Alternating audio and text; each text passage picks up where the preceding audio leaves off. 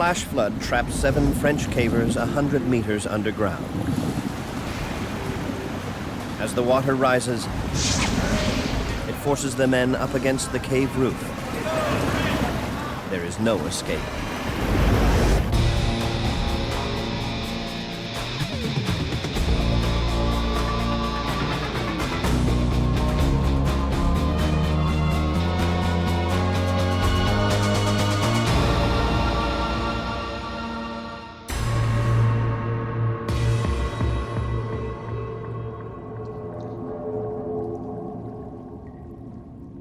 In southern France, a freak storm turns a weekend caving adventure into a life and death struggle. 7 men scramble into their life rafts and wait helplessly as the floodwaters force them relentlessly upward. The air pocket that's keeping them alive is shrinking. If the water keeps rising, it will crush them into the cave's ceiling and drown them. Nicolas Violande is on his first overnight caving expedition. It is a terrifying initiation. I was 19 years old at the time. Why, at the beginning of my life, am I going to die here? Nicolas is the youngest member of the team.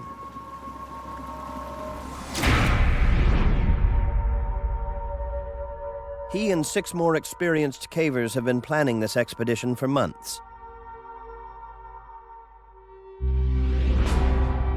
All of them are from the nearby town of Gramat. They all share one passion: exploring the planet's underground frontiers. The Vel Cave system is right in their backyard. It stretches for 14 kilometers beneath the fields and forests around Gramat. It's a giant subterranean network of caverns, with an underground river and caves up to 40 meters tall. There's only one entrance. This is how Nicolas and the others have descended into Vel. The entry point is a narrow, 40-meter deep well that connects with the underground river. At the start of the expedition, the river is just ankle-deep in most sections. In other areas, they need rafts to make their way through the deeper water. Our goal was to follow the underground river and check out parts of the cave that hadn't been explored in 15 or 20 years.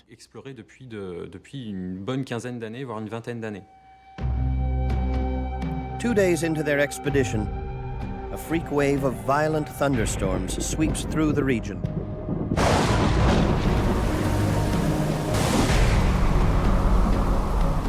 Dumping 62 millimeters of rain in just 12 hours. The underground river rises quickly, flooding the cave and blocking the cavers' only escape route.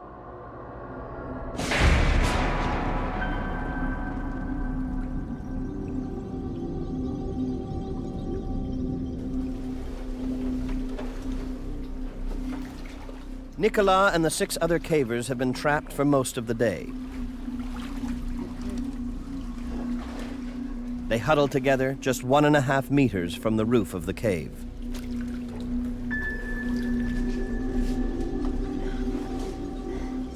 There were no sounds anymore, no noises. It was a silent lake that was rising little by little.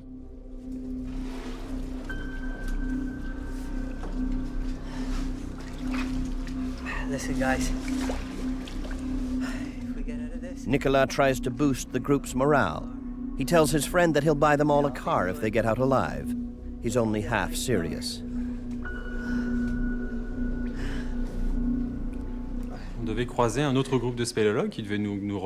We were supposed to meet up with another group of cavers the next day. So once the water rose, we knew our families would sound the alarm and contact the rescuers.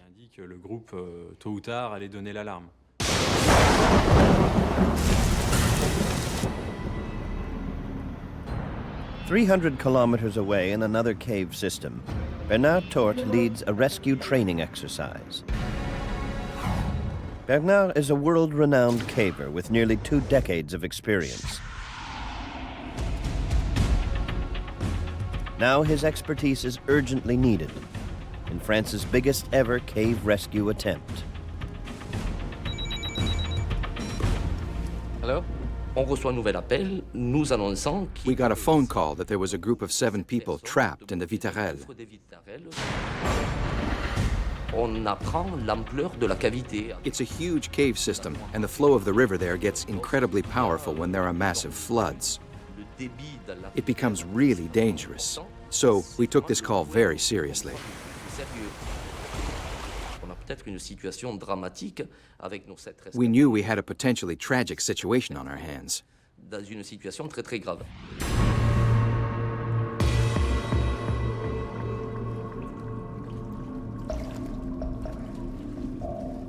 For the men trapped in their life rafts, the hours pass slowly and painfully.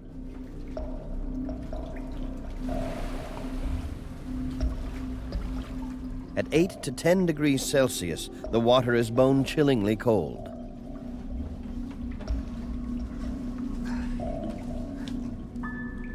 We felt abandoned.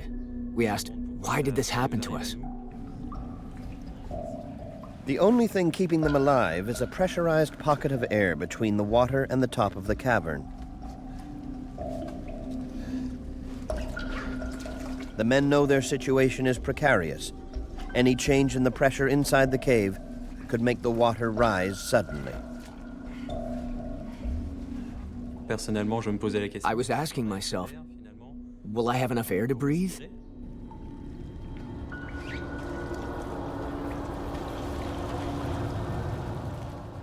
It was either we get out, or we will be left to die.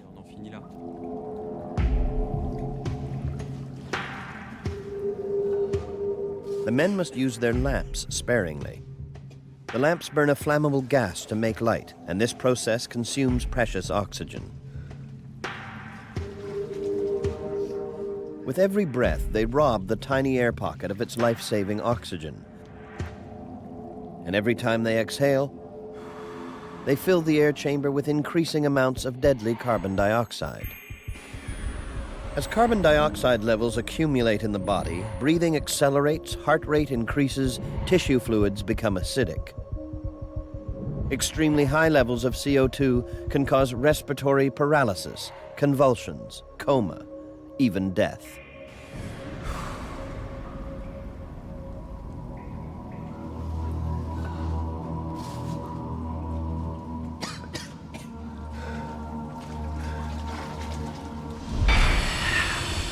Computer technician Philippe Verger is the team's technical expert.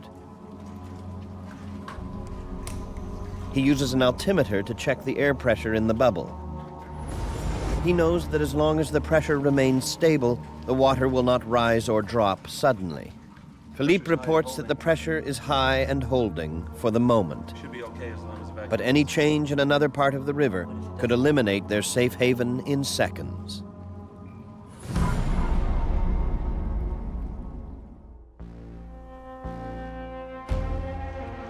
In the town of Gramat, family and friends of the cavers are worried. They fear that the torrential rains have turned the Vitarelle cave system into a death trap.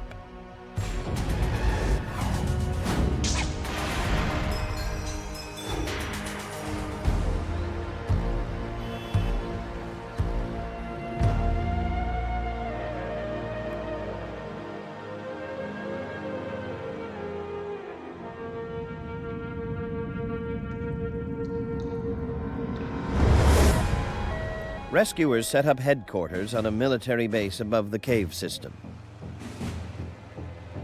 Rescue groups from across the country converge on the small town. But because the entrance well is flooded, they are unable to get down in the caves.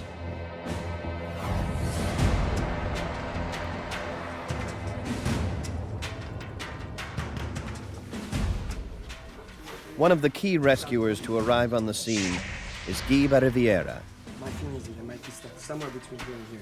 My concern is that, and you spoke to them 2 months ago, He's a veteran advisor with the country's caving rescue organization called Spilio Secours Français. More importantly, it's where he grew up and began caving as a boy.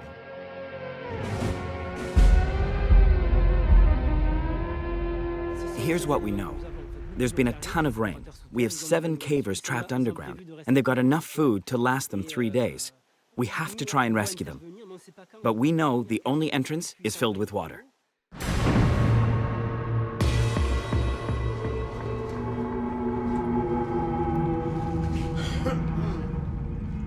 Nicolas Violand and his fellow cavers have now been trapped for almost 24 hours. So far, the air pressure has held steady. But they're in for the shock of their lives.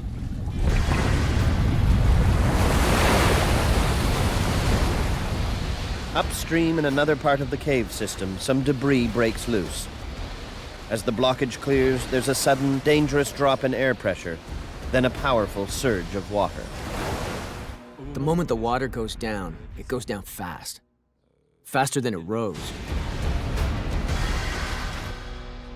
On a la cage thoracique qui est prise. Our torsos were shaking and trembling. Our ears were blocked. You really had the impression you were squished into a bottle and being shaken in every direction. As the water level drops, the men clamber onto a ledge that had been submerged until now. We were worried. It was like a whirlpool that was going to suck us down underwater, bash us into the walls, and drown us in the current. The sudden draining of the water disrupts the pressure in the gallery and creates a bizarre phenomenon. For a period of nearly 10 minutes, multiple waves batter the inside of the cavern. The noise was absolutely infernal. We were really in the middle of the elements that were in a fury.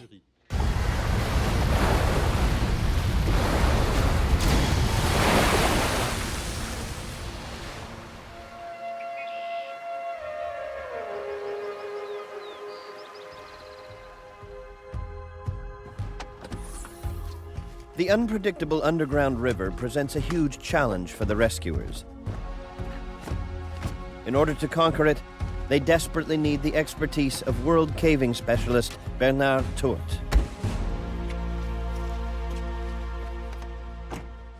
The cave system actually descends, and the river flows through it. So essentially, the current flows downward from the highest point to the lowest point.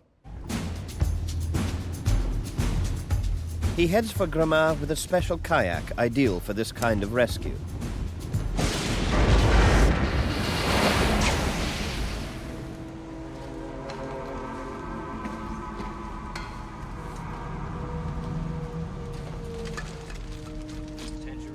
The water has receded. The trapped cavers make camp on a 3-meter wide ledge. The waves have left them badly shaken.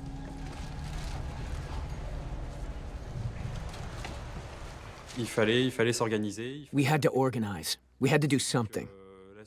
We said to ourselves, survival starts right now. We had about 3 days of waiting. We figured it would take about 3 days for the water level to drop before we could head back out. The men carefully ration the food that's left. Packets of soup, a few cereal bars, rice cakes, and some caramels. We started to tabulate what we had for supplies, what we had for light, how much water we had.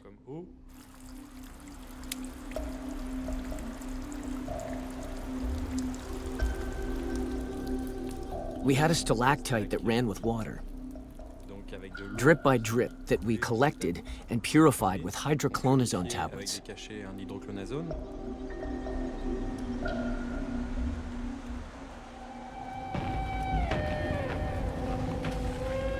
Bernard Tourt arrives at Viterel. By now, the floodwaters have receded. This means that Tourt can attempt to enter the cave system along with Guy Bariviera, the local expert. Une fois que je suis arrivé sur place, As soon as I arrived on site, I was updated on the situation, and we quickly made the decision to form a team that would include Guy Bariviera and myself.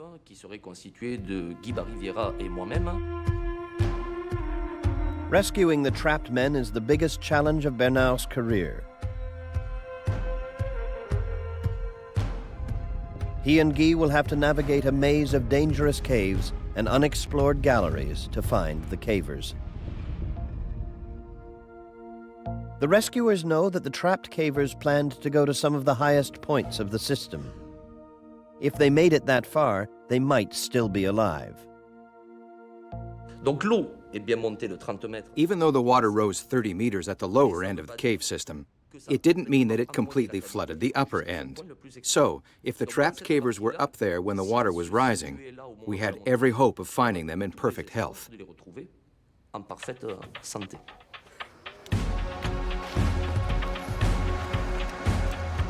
Bernard and Guy prepare for their underground search with military precision, gearing up with the most sophisticated rescue equipment.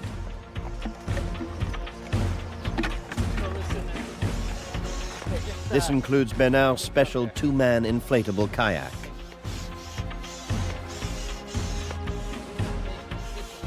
Guy, who's already been underground on a scouting mission, tells Bernard that the current is very dangerous.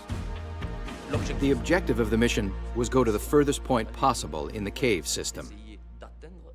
We figured once the water started rising, the cavers would have moved camp, would have withdrawn to a higher part of the cavern. So Bernard and I left on his customized raft with a lot of equipment to fight the current and to do a lot of climbing. When Bernard and Guy descend into the cave system, they discover that the underground river is still raging in some passages. In others, it's flooded right to the ceiling. Making any headway among the jagged rocks is taxing and dangerous.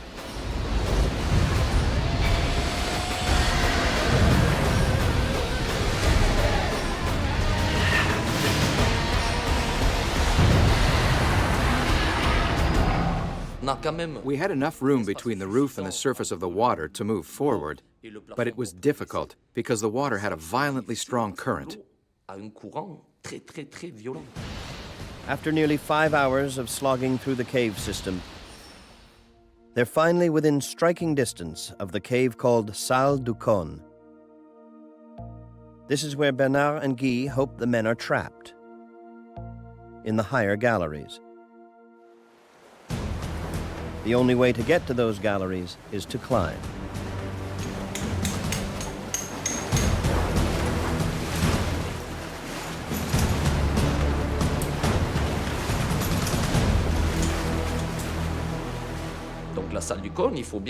Imagine the Salle du Cône is a chamber that is pointed.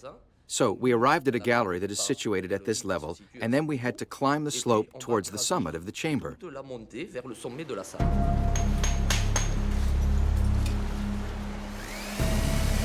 It was about a 15-meter climb to get up to the upper gallery. It's a grueling 5-hour climb. The two men drag themselves forward, hauling heavy equipment and Bernard's inflatable kayak. When they finally reach the upper gallery, it's waterlogged, but otherwise empty, except for one disturbing sign that someone or something has passed through here. Once we made it to the upper gallery of Salle du Cône, it's basically the highest point in the area. We looked around and noticed there were little bits of plastic stuck to the ceiling. That was incredibly disappointing and distressing because this meant the whole network had been filled with water. It was pretty tragic. Guy and Bernard know that if the men were here, they would have drowned. If they're still alive, they have to be somewhere even higher in the cave system.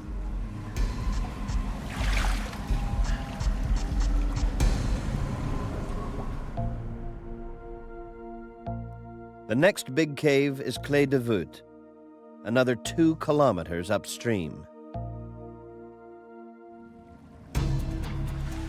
Bernard and Guy want to press ahead, but it's too dangerous. The water completely fills the low sections in front of them. They're forced to turn around and head back to rescue headquarters to devise a new plan.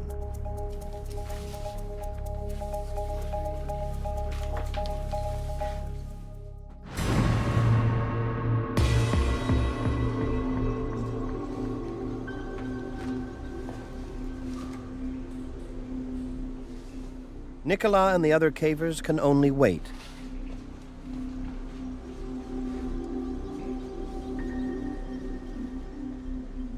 With no sense of time and no daylight, sleep comes in fits and bursts.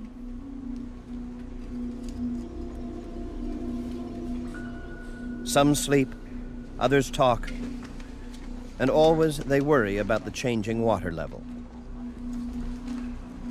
Donc au fur et à mesure, la survie a commencé. So basically, we went into survival mode. Manger toutes les 12 heures, c'est We figured it would be a good idea to eat every 12 hours, and we try to really conserve our energy. On avait un réchaud. We had a stove to heat the water so that we could hydrate ourselves as well as warm ourselves. Et on avait And we still had a bit of fuel for our lamps to eventually light the way out. gaz acétylène pour nous éclairer pour la sortie.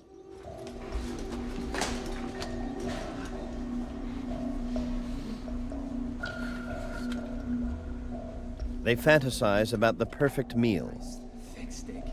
À partir du moment où on est Almost immediately, on a vraiment the first thing that comes to mind is hunger. chose qui vient, c'est la faim. They share and savor memories of great restaurant meals and favorite recipes. On pense All you think about is food. Eat, eat, eat. And so we had to be really careful and ration our meals. Nos repas, je me souviens d'un repas où on I remember we had one meal that consisted of a spoonful of curried rice, a 15 centilitres 15 milliliters of hot tea, de réchauffer un petit a peu. quarter of mandarin orange, and a rotten chestnut. That was a meal. When Bernard and Guy resurface, the rescuers adopt a new strategy to speed up the search for the missing cavers. They tell their fellow rescuers that it's difficult and risky to make headway underground. They'll have to find a quicker way to get access to key caverns. It's time to bring in the heavy machinery. The topographers will try to pinpoint the location of caves that rescuers haven't been able to reach via the underground route. The drilling teams will punch through the earth to get direct access to the chambers below.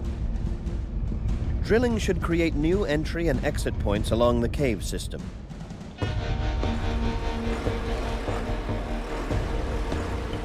This will provide shortcuts for the rescuers and hopefully bring them within reach of the trapped cavers more safely and more quickly.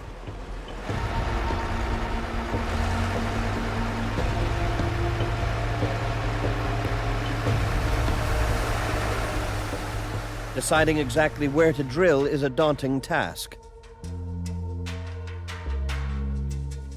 Just 30 centimeters in the wrong direction can mean missing the entire cave system. Sur cette opération, il nous fallait deux types de machines. We needed two types of machines for the drilling operation. Profond. We needed drills that could go very deep to try to locate the river, and we also needed drills that could bore out a hole large enough in diameter for a person to fit through. That was essential. Once started, the drilling teams hammer away at the rock day and night. At the same time, other rescuers try the underground route via the well, which is the cave's only natural entrance. They must work their way up the river to where they think the men could be trapped.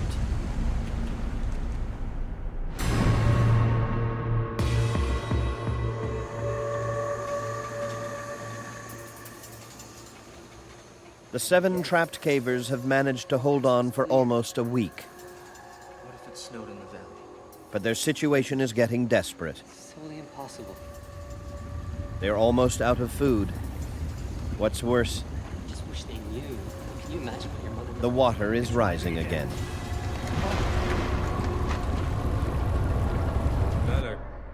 With news of the rising water, the fear flooded right back in. We checked the level quickly and saw the water kept on rising, and the current was getting stronger and stronger. And then the biggest fear for all of us was, we all looked up at the ceiling, and everyone said, no way. There's no way we're going in the rafts again. It was so horrible, so difficult physically, that we wouldn't survive a second flood. Rescuers work around the clock to find the 7 missing cavers. Then the weather takes another disastrous turn. For the second time in a week, torrential rain hammers southern France. Water floods the cave entrance, shutting off all access. A team of rescuers is underground. Now they too are cut off by the rising water.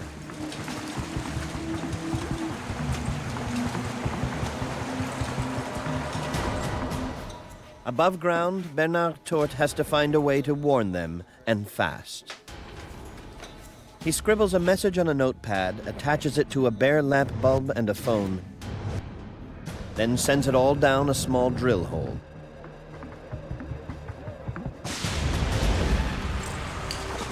He must draw the attention of his men to warn them of the dangerous new flooding.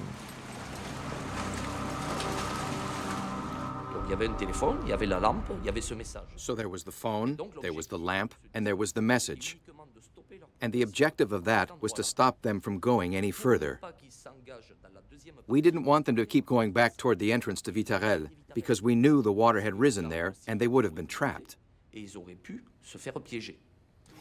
At first, Bernard gets no response from the team underground.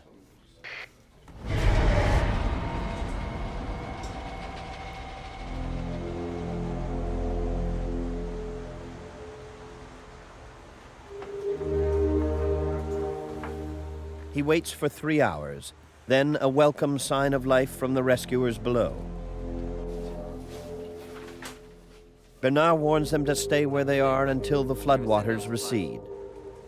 Okay, got it. There's nothing these trapped rescuers can do until the water level drops again, or the drilling crew enlarges the holes so a body can squeeze through. But they are safe.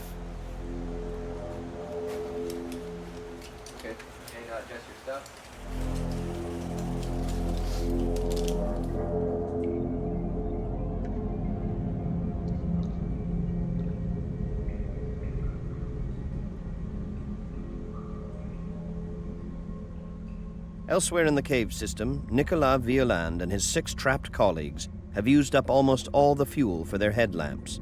Even if the water level drops, they no longer have enough light or even the strength to walk out of the cave system on their own. Depression sets in. We were really wishing the water wouldn't rise to that level again. For me, if that was the case, I would have probably let myself sink. It was a point at which we all wanted to abandon it, to let it all go. On avait envie de tout abandonner, de tout lâcher.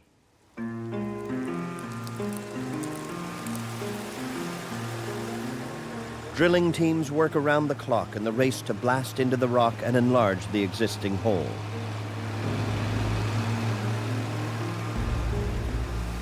Finally, the giant drill busts through.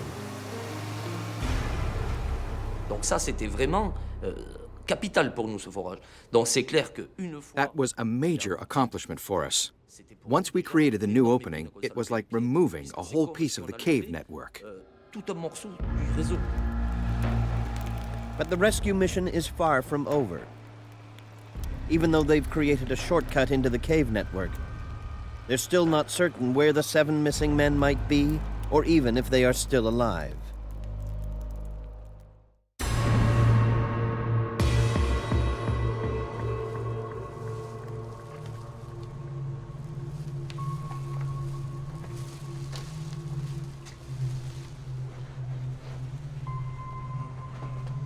Time underground takes its toll on Nicolas and his fellow cavers.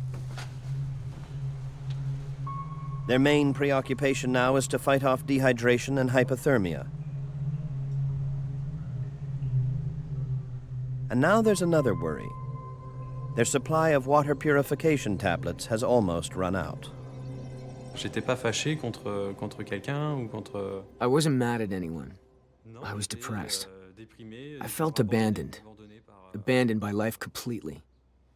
Par la vie, quoi, tout simplement.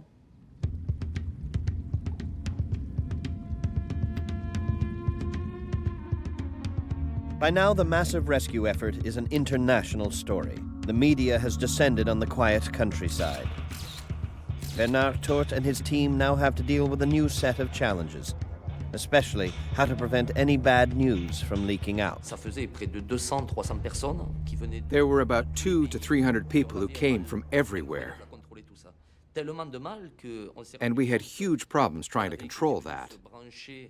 We heard that some reporters had plugged themselves into our telephone system. We had microphones planted in different command posts. We had people listening to our conversations on long-range microphones. On avait des gens qui écoutaient avec des micros à longue distance les conversations qu'on pouvait avoir d'un côté ou de l'autre. Bernard gathers his team and briefs them on the media storm. From now on, they must use coded messages when calling each other. Ces codes, c'est bien clair. The codes were used so that the media didn't understand the meaning of our words. So basically, we had time to organize and tell the families. De prévenir les familles. The rescuers' code, if they find the survivors alive, is "send us some food." If the cavers are found dead, the code is "send us some carbide." As the drilling team zero in on the large gallery called Clé de Voûte, the calcified rock slows them down. This kind of rock has a lot of cracks and fissures, which can cause the drill head to bend or break. Et à l'aide d'une petite caméra, on a descendu. With the help of a little camera that we sent down into each hole, we looked to see if there were any galleries. At the same time, we measured the speed of the air current, because if there's a strong air current, that means there's a direct connection with the larger cave network. The drill has penetrated 28 meters down into the rock. Suddenly, it breaks through to a large cavity of air. We immediately decided to widen the drilled hole. Bernard and Guy hope the cavers are trapped here, somewhere in the galleries of Clé de Voûte. But the camera can find no signs of the missing men.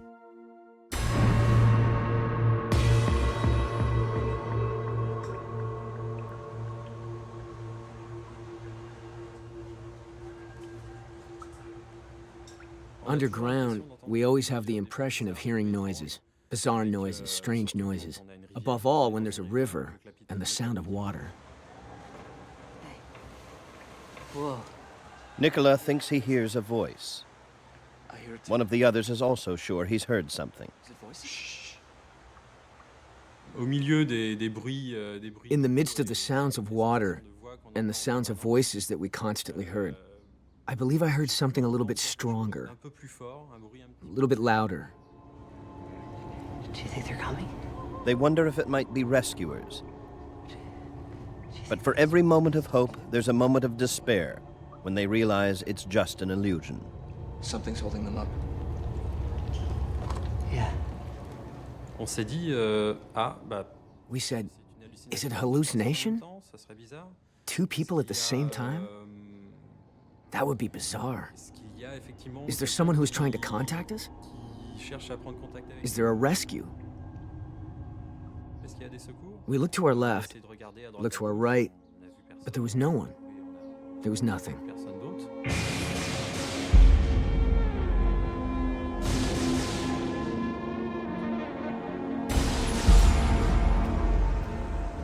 Tous les 7, on pensait énormément à All nos 7 of us thought a lot about our families. vraiment morts We thought they must be dead worried.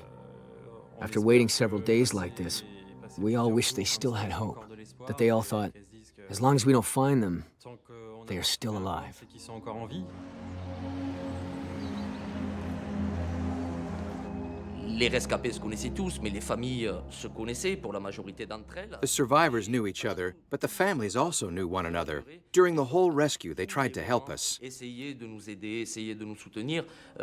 Les équipes de foreurs, les équipes, toutes nos équipes de sauveteurs qui travaillaient en surface, travaillaient 24 heures sur 24. The drilling teams, the rescue teams on the surface, we were all working 24 hours around the clock. It was raining, it was snowing, it was freezing. The support of the families was very important and helpful and kind to the rescuers. They made us coffee, they brought us food. They really tried to lend support to all levels of the rescue effort in the face of a daunting challenge. Apporter leur soutien à tous les niveaux de la pyramide et certainement pas dans les endroits les plus confortables, dans les endroits où les difficultés étaient les plus rudes.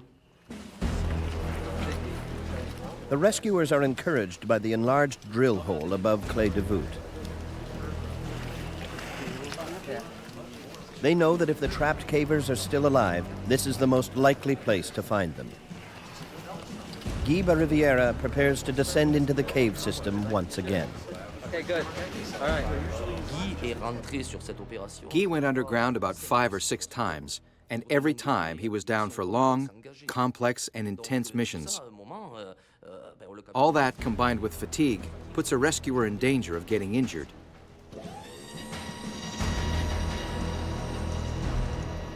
Donc, je dirais, pour moi, il était une personne. For a guy like me, Guy was the most important resource.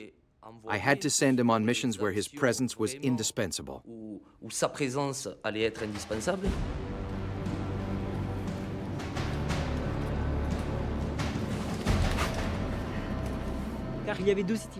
There were 2 possible routes, a main climb and a gallery that went off in another direction. Guy unhooks his line. He will be joined by another rescuer. Guy believes that if he can discover a passageway through to the river, he'll be able to find the trapped men. If they're still alive, they've got to be close. We went into that gallery with the hope of finding our survivors. We covered 300 meters. It was the first time that anyone disturbed the soil. And we didn't manage to find a direct link to the river.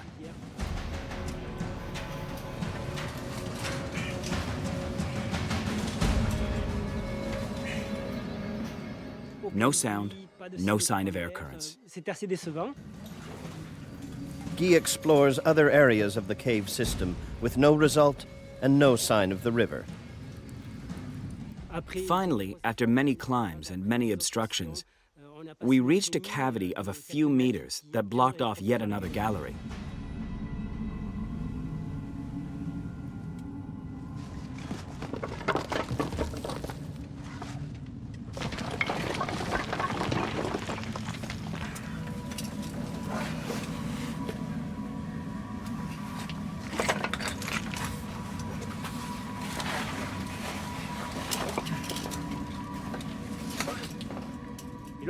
As soon as I got through the rockfall, there was an enormous sound. It was the sound of the river, the rumbling of water in the gallery, the resonance of that water. And also at the same time, there was the current of air that was tickling my nostrils. The discovery of the underground river is a big breakthrough. Guy believes that the trapped cavers must now be within shouting distance.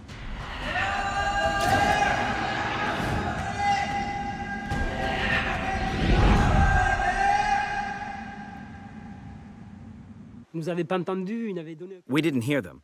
There was no sign of life. But at least the search could now accelerate. Okay, move one of these. They push boulders into the cavern below, hoping that the noise will spark a response from the trapped men.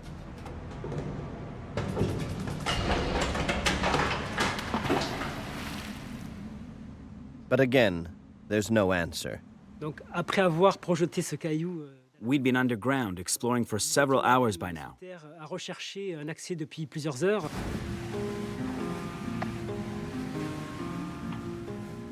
Guy reports to the rescuers on the surface. 43, do you read me? He tells them that although he has found the river and cleared a passageway to it, there is no sign of cavers and he cannot go any further. We'd finally found a connection to the river at this end of the system, but the cavers weren't here. and so we needed to deploy new teams to look for them.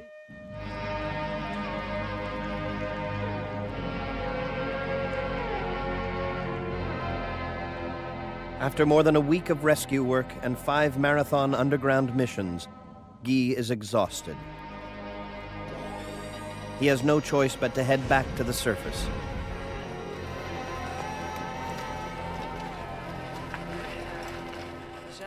When he arrives up top, he briefs the others about the shaft that leads to the underground river and where they need to go next.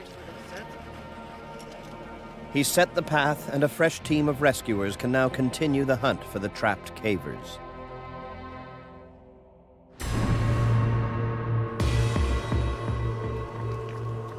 A few hundred meters.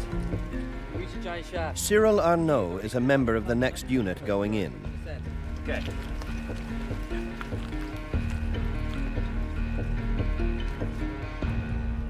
Guy's discovery of the shaft leading to the river was huge for us. We now had a new access point where we could quickly put our feet back in the river.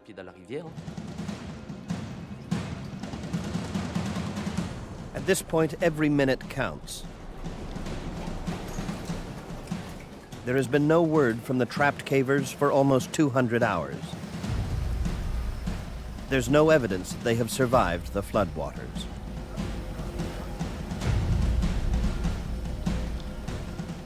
Cyril's team plows forward.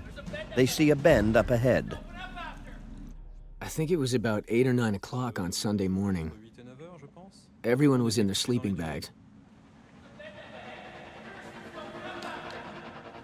And then distinctly I heard a voice. Someone who was talking to someone else. There, I felt my stomach going nuts. My throat closed.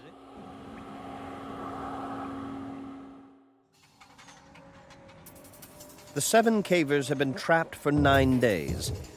They are so weak and disoriented that they can't even tell if the sounds they hear are real. There it is again.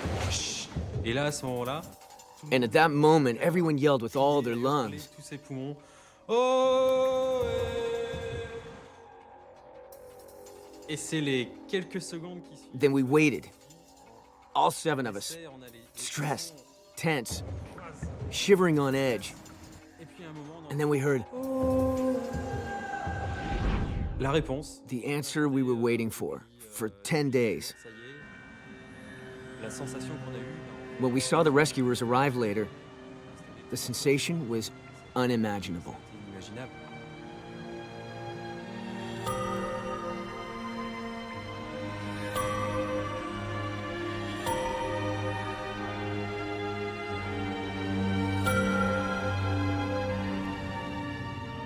After 9 days trapped 100 meters underground, Nicolas and his friends now know they are going to get out of the cave alive.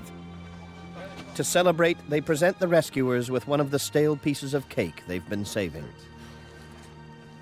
It was contact with another human being. Notre être humain, To know that we were not forgotten, qu'on n'était pas not abandonné, abandoned, et que finalement, and finally that we would get out. on s'en sortirait.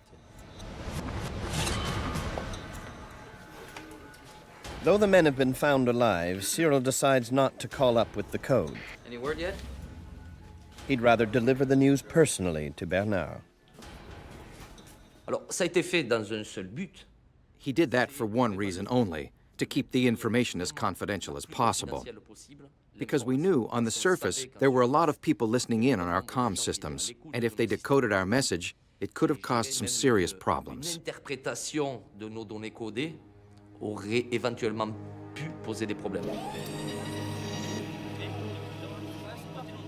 In the middle of the night, on the 10th day, the cavers begin to emerge from the bowels of Vitarel.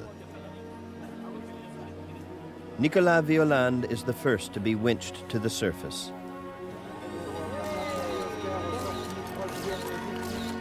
Je pourrais jamais assez remercier I could never thank enough all of the people who took part in the rescue. un tant soit peu au secours. Jamais avec It will forever be etched in my memory, nos yeux, in my eyes. toujours c'est les premières images. We'll always remember those first images of the rescuers looking at us, Ébahis, seeing us alive at the end of 10 days. Et nous, de le voir arriver 10 days of anxiety. finalement au bout de 10 jours d'angoisse. What can I do to thank them? You'd need more than one lifetime for that. It was an immense joy for me when we finally found them. I was a bit disappointed that I wasn't the one who actually met them underground, but to see them a little later when they came out was fantastic. Évidemment, This operation was the biggest and longest rescue effort ever in France. c'est le fait qu'on ait retrouvé les 7 rescapés vivants. C'est-à-dire- Obviously, the high point of it is that we found the 7 men alive. For me, it will always be one of those experiences that is totally extraordinary. After the rescue, Nicolas became an SSF rescuer himself, as did several other cavers. An experience like the one we went through, it certainly leaves a mark on your life. Moi, à cette époque, j'avais 19 ans, je connaissais. At the time, I was 19 years old. Ça m'a appris I didn't know much about life. personnellement It taught me a lot. It taught me personally to live more intensely, à faire to attention, pay attention to my choices, and to pay attention to my friends, à respecter la to vie, respect life.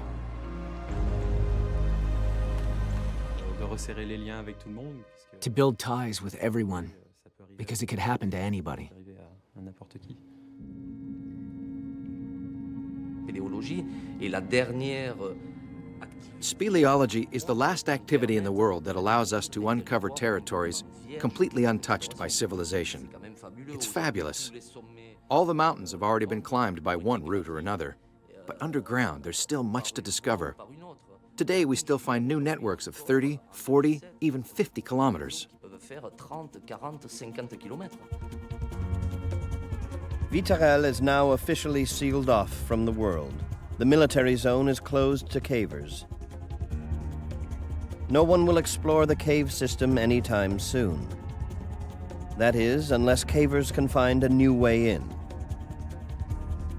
To this day, many continue to search for that possible fissure, that possible crack that will lead them back down into the abyss.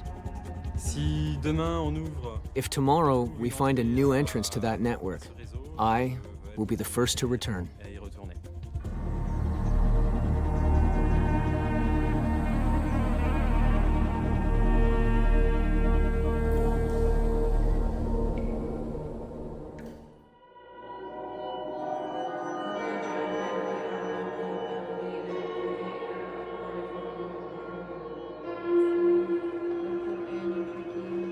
إنك لمن المرسلين على صراط مستقيم تنزيل العزيز الرحيم لتنذر قوما ما أنذر آباءهم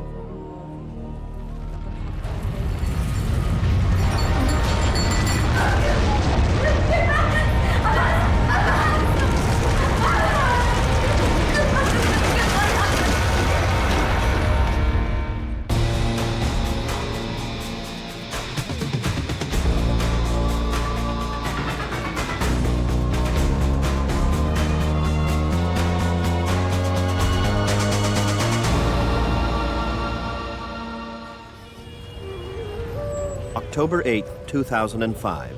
In northern Pakistan, in the capital city of Islamabad, a massive earthquake rips through the Margala Towers in one of the city's wealthiest areas. Inside, all hell is breaking loose. In her ground floor apartment, Khalida Begum struggles to hustle her elderly mother out of harm's way. I held her hand and brought her to the corridor. Residents stampede for the exits as the building begins to collapse around them. After taking a few steps, things started to fall on us. Then the ground suddenly opened up and we fell into it. One floor above, May Amin and her family are desperately trying to escape.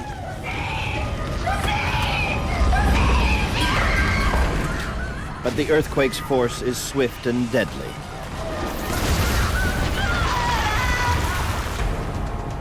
In less than a minute, the seismic monster has wiped out 3 of the Margala Towers.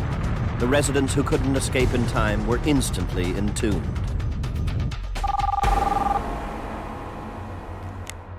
Hello, John Holland. More than 6,000 kilometers away in the middle of the night, John Holland gets the call. He leads one of the world's top disaster response teams, a highly trained group of search and rescue volunteers known as Rapid UK. When I turned on the TV, you could see aerial pictures of villages and towns that have been totally destroyed. The most dramatic pictures that were coming back were of the Miraculous Towers in Islamabad. Holland learns that the earthquake, measuring 7.6 on the Richter scale, has crippled much of northern Pakistan and Kashmir, along with parts of India and Afghanistan. It's one of the worst natural disasters in Pakistan's history. Hold on a minute, will you? We would welcome assistance from friends all over the world. We are in the process now of sizing up the damage. Okay, yeah, I'm on the way.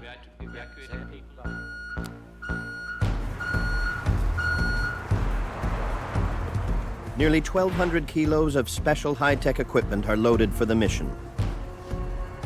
Okay. Everything from stretchers and rescue packs to high-tech searching devices like thermal imagers and vibraphones.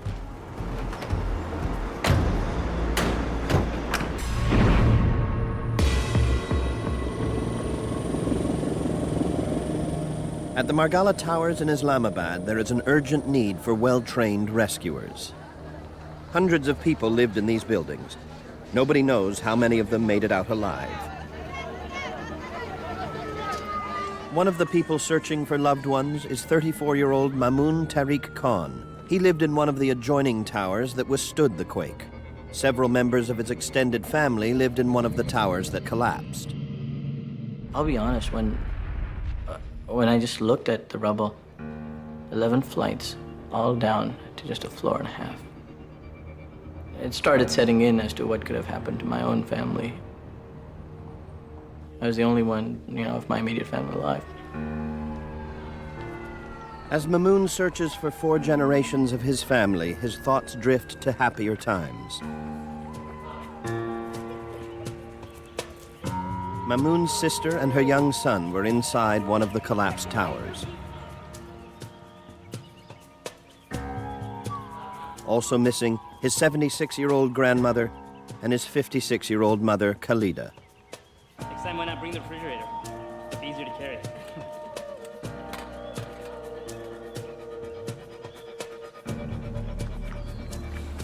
During this state of intense loss, I heard my sister's voice. I turned around, she was holding her baby in her arms. Mamoon's sister and her son narrowly escaped before the tower collapsed. The very next thing was, where's Mom and Grandma? And she says, they're right behind me.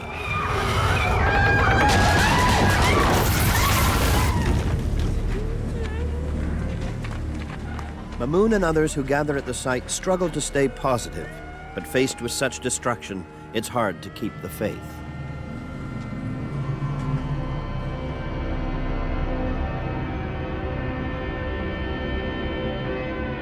Even the most optimistic would find it hard to believe that under thousands of tons of rubble, the weight of 10 collapsed floors, Mamoon's mother and grandmother are still alive. They are trapped in a tiny, hollow space. If the mountain of rubble shifts even slightly, it will crush them. I thought it was the end of the world. I was thinking that only my mother and I had survived and everyone else had died. Khalida's mother, Ma Bibi, is barely alive. She has a deep head wound that will not stop bleeding. I was very worried about my mom since she was not in good shape. She was vomiting and I could smell blood. I was expecting death at any time.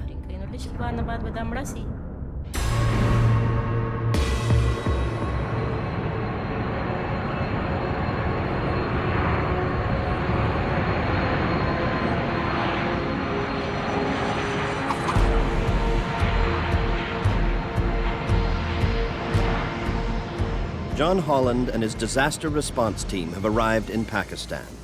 We were met at the airport by the British Embassy, Pakistan government officials, the military, the police, and because we were the first international rescue team there, everybody wanted us.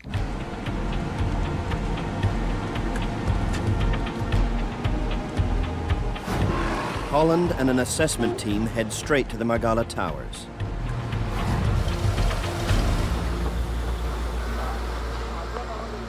He evaluates the damage while other Rapid UK members load equipment back at the airport.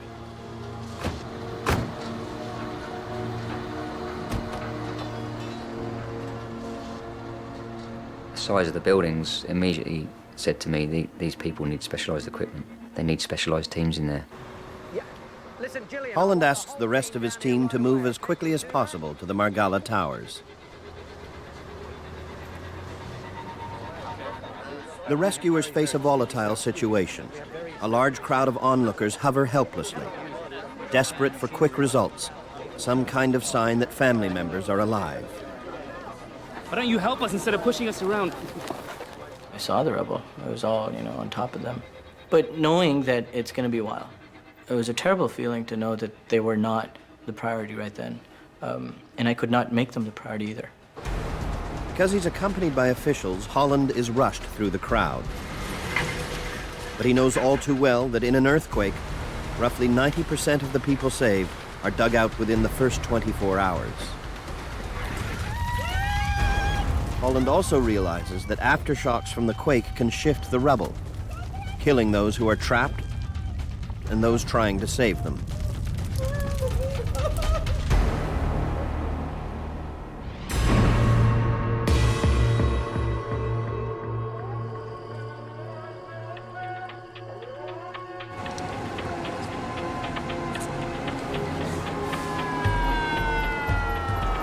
The rest of the Rapid UK team arrives and kicks into action.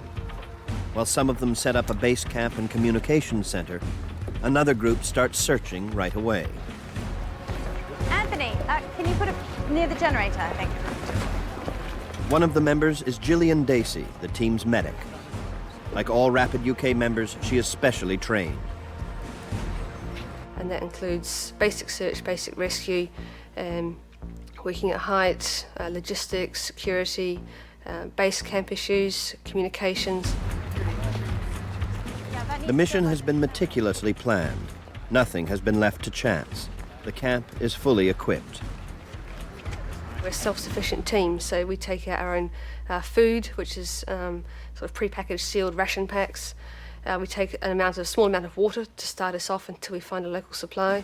We take all our own search equipment, rescue equipment, take our own toilet equipment, so we're not a burden on the local people or environment. At the heart of the operation is a state-of-the-art communication hub. Check. Can you read John over? Satellite phones as part of the communications equipment, along with computers, broadband internet access, and we've got our own radio communications on site as well, in between team members and the base camp. The team gears up to start searching the surface of the rubble. Proceed to site for surface search. Over. Roger, over and out. Come on, we're up, everybody. There are enough provisions at the camp for a 10-day mission. Under the rubble, time is running out. Khalida listens helplessly as her mother moans and grows weaker by the hour. Here, put this against your head. It'll stop the bleeding, Ami. I was happy that I was with my mom. It was good that she was with me. I was trying my best to comfort her. I knew that we couldn't get out without the help of God.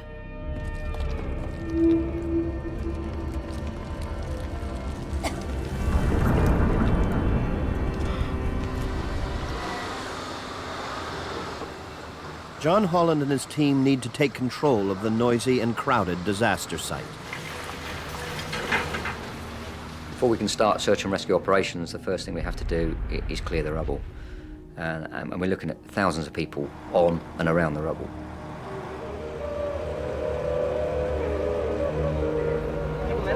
Asking people to leave the rubble when they've got families missing, relatives, friends, neighbours, it is a very hard job to do. And it's certainly not one I like doing, but it has to be done. I stayed right next to where the action was for most of the time. I yelled at the administration, I fought with them, and even then, I just couldn't change the pace at which people were being pulled out. The problem is that the noise of the rescuers above ground can drown out sound coming from deep inside the rubble. In the beginning, we could hear the drilling of machines and the sirens from the ambulances. Across the site, operators are ordered to turn off their machines. Then the drilling stopped. I thought they'd ended the search because they thought that no one else was alive. The search area is huge, roughly the size of a soccer field. So the team's next challenge is simply where to start. By hand is going to take way too long to reach him in any reasonable To identify the best area to search, the team studies a blueprint of the towers. Next, they consult a missing persons list. Literally inch by inch until we can... So then we were able to match up the flat numbers and where we thought that people might be. In the process, Holland and his team learn that between 70 and 120 residents of the building are still missing. But despite all the maps and the missing persons list, the team's best clues to pinpoint a primary search area come from local residents. Yeah, okay. That previous night, somebody had heard voices. Whether that was true or not, we're not sure. However, you've got to start somewhere, and we based it on information. Hello? Can anybody hear me? Hello, is there anybody here? The team begins a sweep of the top of the collapse to see if anyone is buried just beneath the surface and survived the impact. Okay, be careful, move slowly. Hello, can anybody hear me? When you carry out calling and listening search, you're not necessarily looking for people just underneath the surface. They could be a few meters down, basically within listening distance. Is anybody there?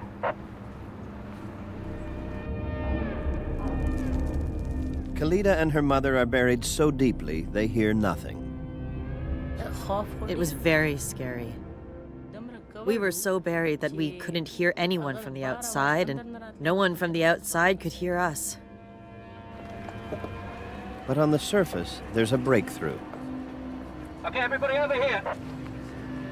Do you have any injuries? After just 45 minutes, the rescuers find their first survivor. What is your name? We had actually located a 14-year-old male who could be heard below the rubble. Great. The boy has a leg injury, but is otherwise unharmed. We need stretchers, crowbars, hammers. Already the team has living proof that their efforts are paying off. Yeah, the feeling of finding a survivor so quickly after arriving on scene, you think, wow, that is just the most fantastic thing. That's good, guys. Very slowly. Only 15 minutes later, they hear another voice. John, I think we've got a voice here. This time, it's a woman. Coming over, Julian. She was only about 2 meters down, but there was a huge slab of concrete from the floor above, literally pushed against her face. All these people have been standing on top of her, and she was very seriously trapped, very seriously injured. This stuff out of the way. So we had 2 simultaneous rescues going on. We'll get you out as soon as we can, all right? No one was pulled out that was as far down as you know, my own family was. So as you know, elated as I was that someone else has been pulled out alive, that did not, you know, raise my hopes for my own family.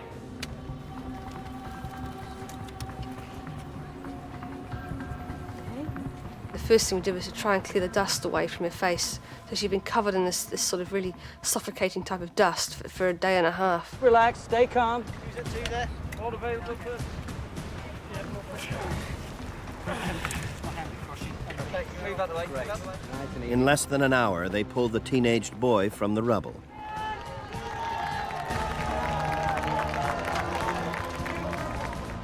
But it takes a full 6 hours to free the woman from under the concrete slab. One of her legs will have to be amputated, but she will recover.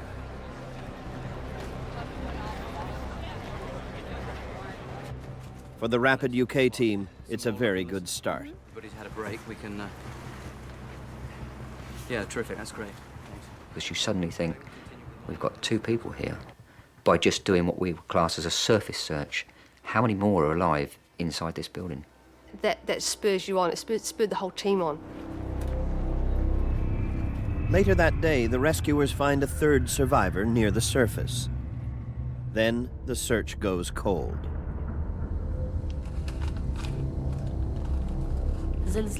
I was remembering those moments just before the earthquake, and I was thinking what a good moment it was.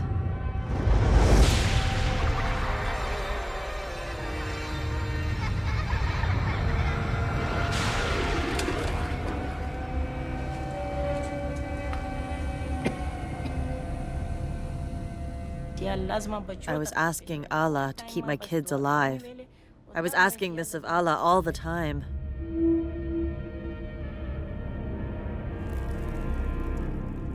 For the time being, Khalida's mother has stabilized and has stopped vomiting blood. Hope was all but gone at this point. They hadn't found someone for a good 10 hours, I think. I clearly realized that, it was hard for them to survive 11 flights falling on them. For the Rapid UK team, it's time to switch strategy, to move deeper into the rubble in search of air pockets that might contain survivors. It's hard to believe that anyone trapped in lower-level apartments, like Khalida and her mother, can survive such a devastating earthquake. But non-collapsible objects like sturdy couches, stoves, and filing cabinets are capable of bearing the weight of a collapse. These objects can also create air pockets and hollows known as voids. It's in these spaces that survivors might be found. It can be the pockets that form from the collapsed roof, or it can be stairwells, lift shafts, anywhere we think there's a space. You could see voids from the outside. So if you can see voids from the outside, then it's fairly guaranteed that there's going to be voids on the inside. I guess it comes down to where you are in the building at the time, and a bit of luck. If you happen to be standing in a place that's going to form a void when the building collapses, I mean that's fantastic. But if you're trapped in an area, if you're trapped under a beam, then yeah, there's no chance. To hear survivors in the deepest voids, rescuers need special listening equipment. Okay, let's get the probes down, boys. Ready?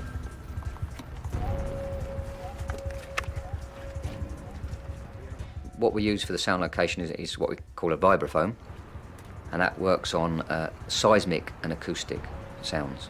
And it's basically 3 probes with a control box. Very, very sensitive equipment, and you place it on the rubble or down into voids. All work, stop! Silence! Batten strike!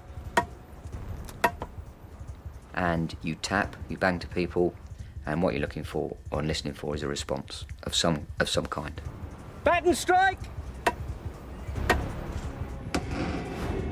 The sound of the hammer travels deep into the pile of rubble. The team hopes that any survivor below who hears it will shout or bang back a message.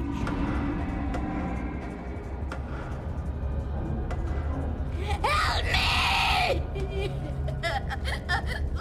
Please, please, please help!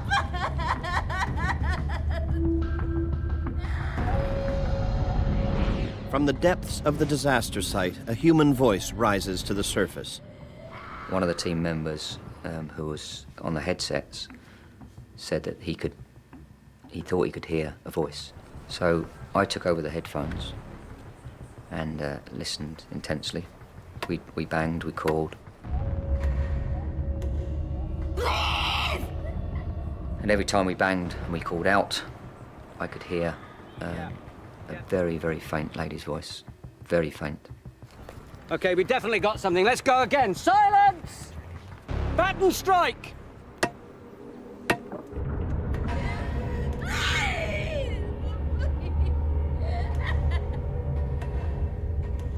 She was very deeply buried, and she sounded very, very desperate.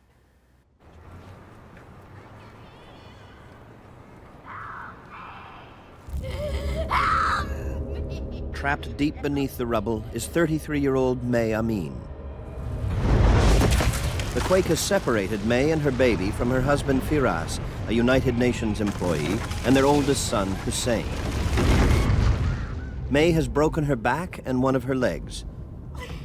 She cannot move her lower body at all. But for the rescuers, the question remains, where is she?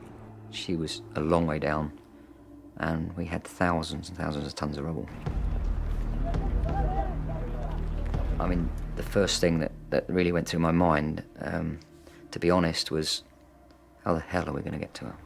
Stu, keep this probe here. They try for a stronger signal, one that will help them better pinpoint her location. Let me know when you're ready, boys. We tried going down the face of the rubble, literally each layer, calling in. Hello? Can anybody? But we couldn't get a better contact at all. If we could get a stronger signal, just say halfway down the rubble, then we could say she's in that area. And there's different techniques of placing these probes to try and narrow down the possible search area. But it is a bit like looking for a needle in a haystack. Record strike! Let's repo again. Those two Stu stay there. Okay, let's go. One more position.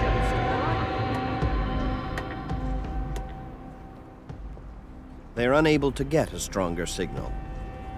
Then suddenly, the signal disappears altogether. We called, there was no answer, and we thought, well, what sort of happened? We thought, you know,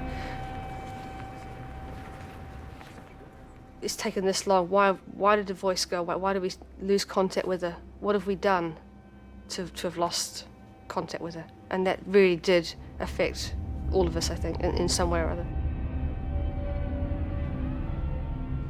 More than 30 hours have passed since the quake. What the rescuers don't know is that May Amin's 2-year-old son Abbas is also trapped in the rubble.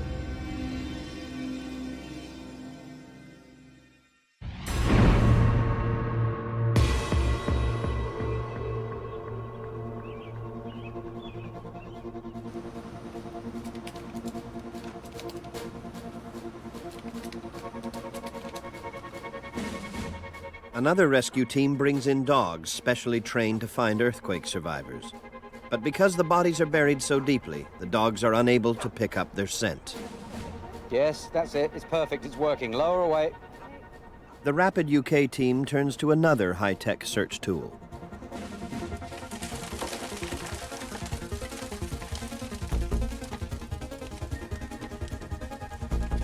It's a special fiber optic probe, designed to twist and bend around rocks and other obstacles.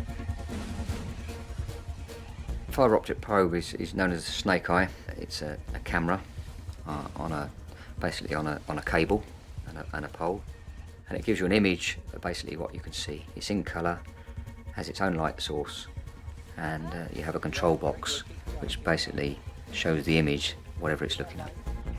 But yet again, no signs of life.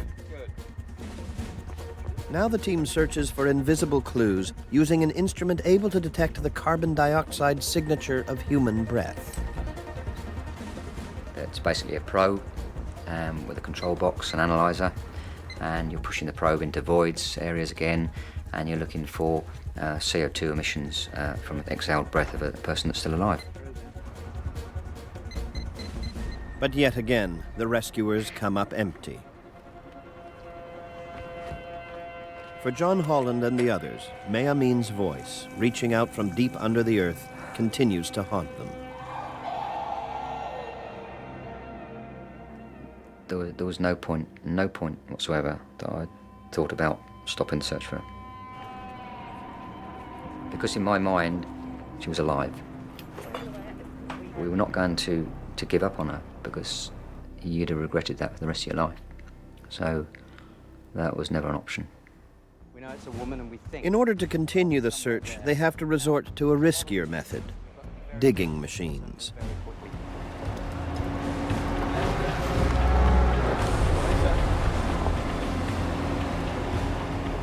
We took a look at the map of the building, and we made an educated guess of where would be the most appropriate place to start digging in.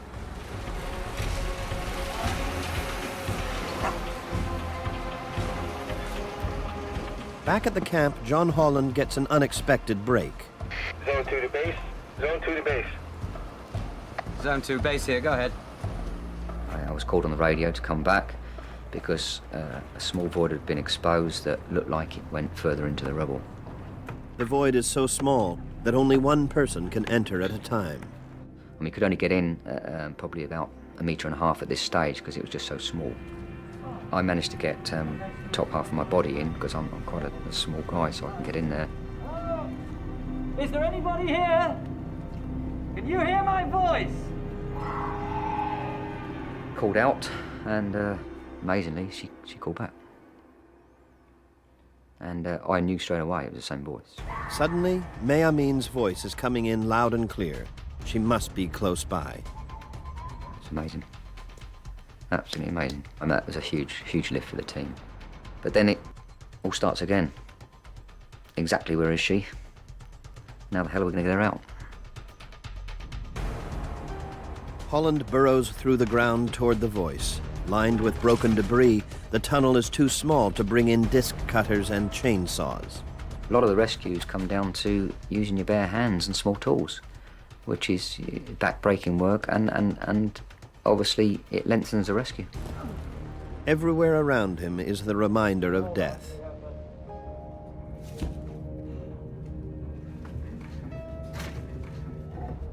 You don't think about them at the time. You know they're there. You try and cover them up. You try and put them out of your mind.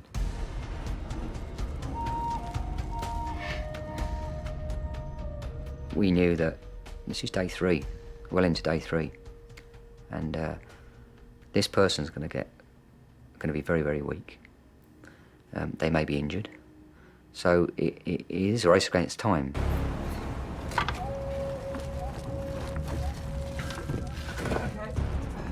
Moving anything in or out of the tunnel requires slow and laborious teamwork.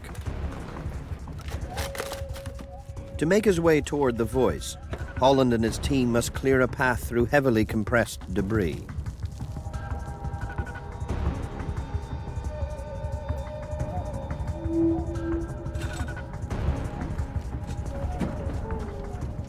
Holland has moved 3 meters into the tunnel. Can anybody hear me? I can hear you. My name is May. May Amin. Please. It is important to reconnect with May. After passing out, she regains consciousness and must fight to stay alive.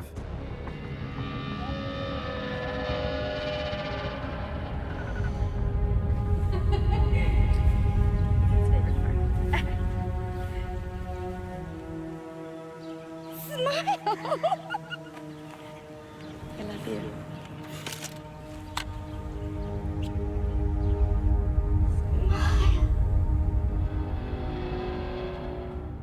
Just past the TV was a picture on the floor, and it was all smashed, and it was a wedding photograph. May Amin is now only centimeters away, but Holland is blocked by a large concrete beam, and now he makes a horrific discovery. Cleared away the rubble and the rubbish, which exposed a body, which was a male, and he was crushed underneath the beam, partially. His head, shoulders were underneath the beam. I couldn't figure it out why he had a small arm. It wasn't his arm, it was a child's arm. I mean, we quickly worked out that it was May's husband and her other son. May's husband died trying to save their 7-year-old son, Hussein. The child is still locked in his father's arms. That beam, in fact, that gave us safety and protection, and gave May probably safety and protection, took the life of her husband and our child, because they were underneath it. Holland is shocked when May tells him that she can hear her son. And then I said, what's your son's name? And she told me it's Abbas. I said, call out his name, mate.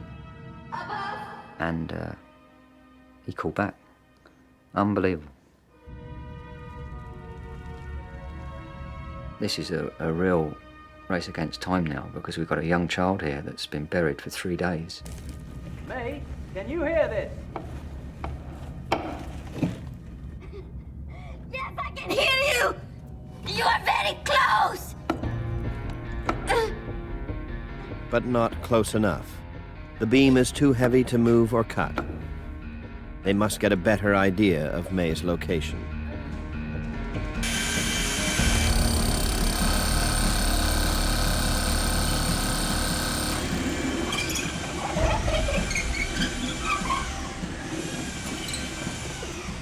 May, can you see the light?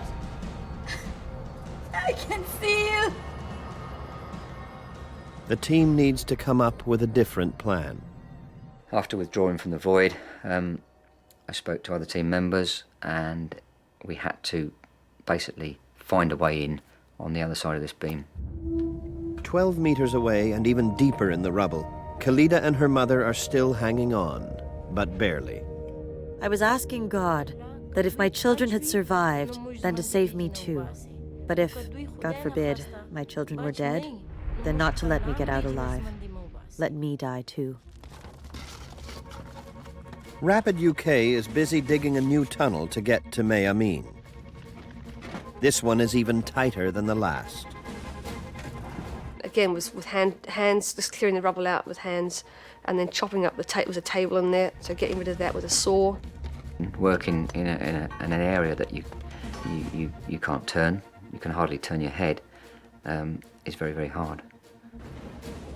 They are stopped dead by an iron bar 40 millimeters thick. We had equipment that would have cut it, but we couldn't get it in there.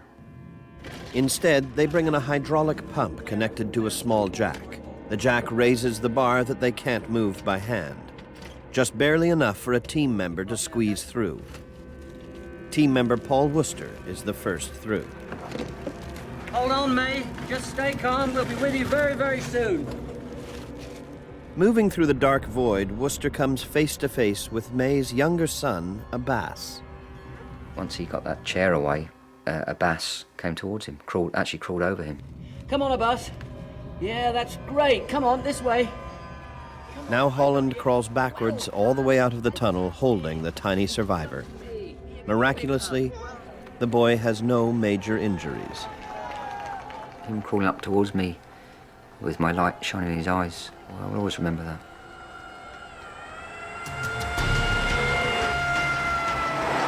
The badly injured May needs medical attention urgently.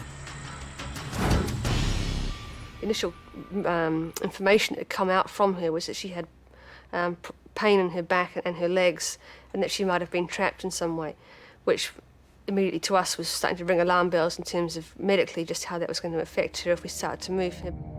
Because of those injuries, Gillian Dacey, the team medic, is sent in. Yes? My name's Gillian. I'm a paramedic. Abbas! Abbas is fine. He's on his way to hospital. He's all right. Took my helmet off and put it on the end of the bed to generally light up the area. My legs, but Dacey reaches May and spots May's dead husband and son just centimeters away. At the time, you just you focus. You've got to focus on the job in hand, and I guess I tried not to think too much about it.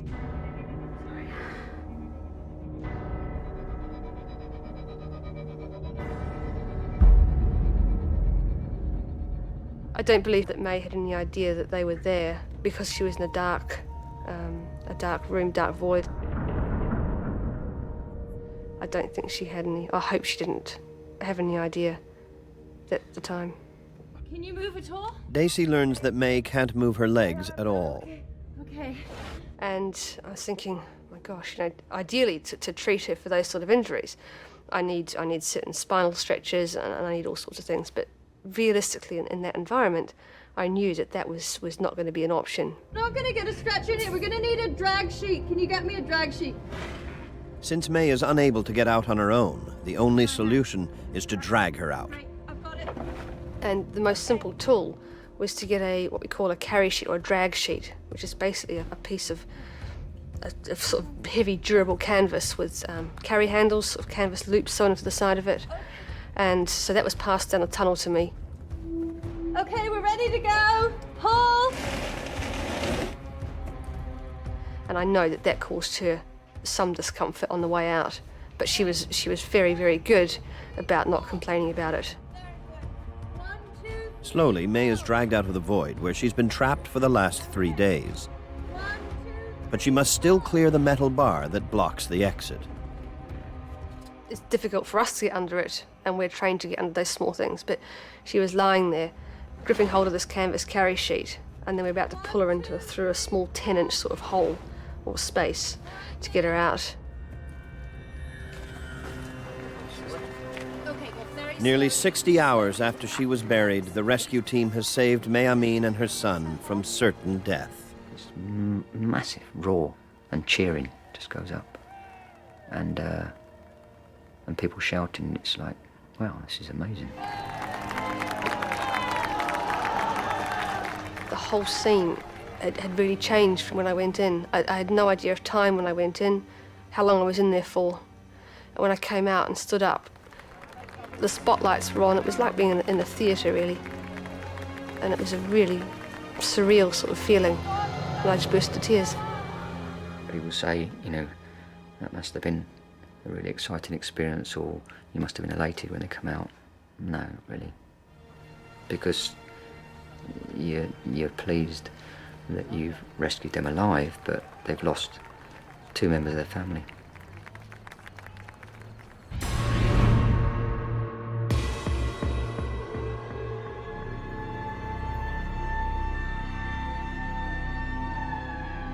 John Holland and the Rapid UK team continue their methodical search of the collapsed Margala Towers. Certainly every day that passes, the chances of survival are diminishing. And in fact, after day 4 normally, day 3 or 4, you're looking for a miracle, absolute miracle. Zone 2, go ahead. Oh, we've got a voice back here, sir. I was back at base camp, and I had a radio message. Can I come to Zone 4? We think we may have something. They hear a voice coming from an area at the very base of the rubble, 10 stories down. The location makes access from the top or sides of the rubble pile impossible. Way too long to reach them in any reasonable time, because the area next to it that butts up to it, this building is still standing, and so we cannot get any machinery in there. So there's only one solution. The only way to get at it was from underneath the adjoining tower, from their underground garage. Starting from the underground parking lot in the adjoining building, the rescue team works its way to the survivors. The first thing we had to do was remove all this rubble. The guesstimate was that there's about 20 tons.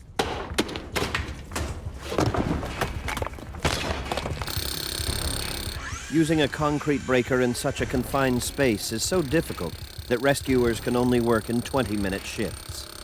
In fact, one guy had to lay holding it across his body while the other one operated it because it was impossible to use. After hours of back-breaking work, they finally make contact. Hello, can anybody hear me down here? Mommy. The voice they hear belongs to Khalida. She and her mother are very close to death. Dei sahar bande, chima help da para, madad da para, ya Allah madad. On the 4th day, when I called for help, I heard voices coming from the outside. I didn't know if it was someone who wanted to help us or someone who was trapped and needed help.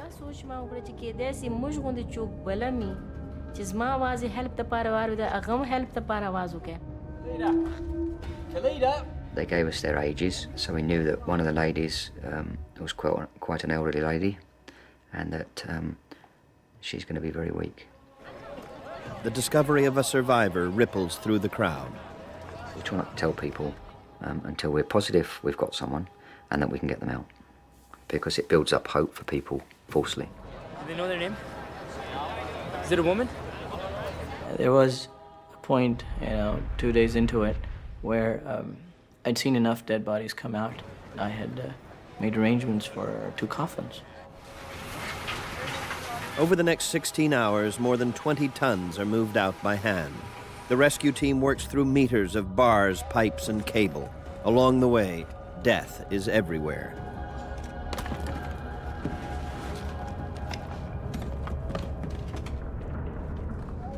When Khalida and Ma are found, they have been trapped for 70 hours in a 30-centimeter high void. Shone a torch down the tunnel, a powerful torch, and asked if she could see it, and she could.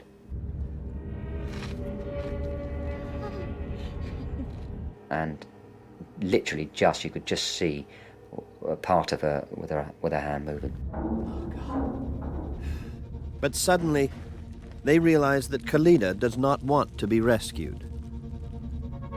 When the light reached us, I got worried, since I knew they were going to rescue me, and I would be informed about my children.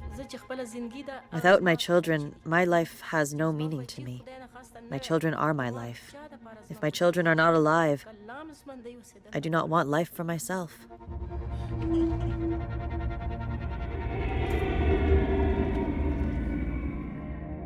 She is fine. She's all right, but she's very distressed, and she really needs to know that you and you just turn around for a second. You and your family. To prove that the rest of Khalida's family made it out alive, her son Mamoon is brought to the tunnel. I put my head into a hole and yelled out, and my mother, I heard her very clearly. We're all okay, Mom. Just wait for them to come and get you, okay? They're coming, Mom. The love that our mother had for us, that was clear that day. If not before, it was that day. Because they are so deep in the rubble, it takes most of the day to pull Khalida and her mother up to safety. Against all odds, they have survived nearly 83 hours in a rat hole. Those gathered at the site allow themselves a brief moment of joy. It was destiny, fate, luck, chance, coincidence, whatever you may call it. The facts were entirely against these 2 coming out alive. I'd like to thank the great people of Rapid UK. We got lucky in the immediate sense when it comes to our family, but those 3 days made us realize just as much how much loss had occurred from this earthquake. The massive earthquake killed nearly 74,000 people and left more than 2.5 million homeless. At the Margalla Towers site, Rapid UK was able to save 7 people from the rubble.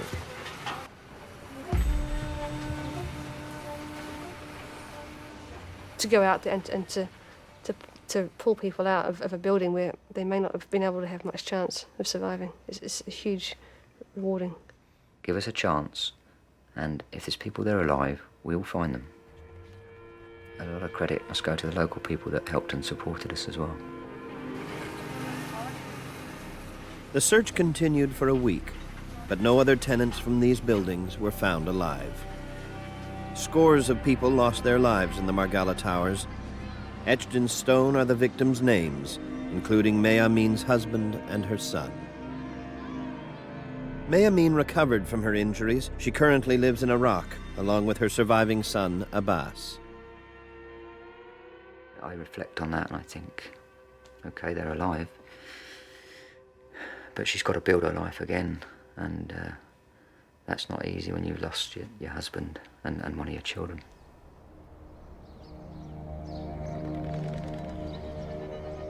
Today, what's left of the Margalla Towers still stands, but the complex is condemned and slated to be demolished.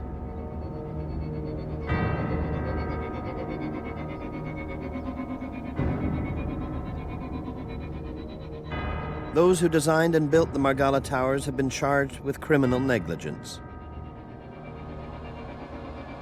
Mamoon and others who survived believe that if the building had been properly constructed, dozens of people would still be alive today.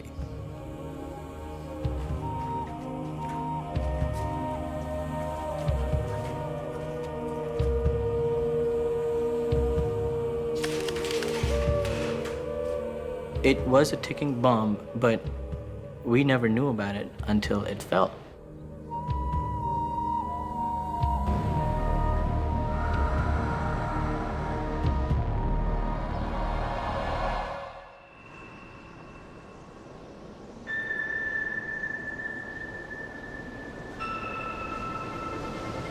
A hurricane descends.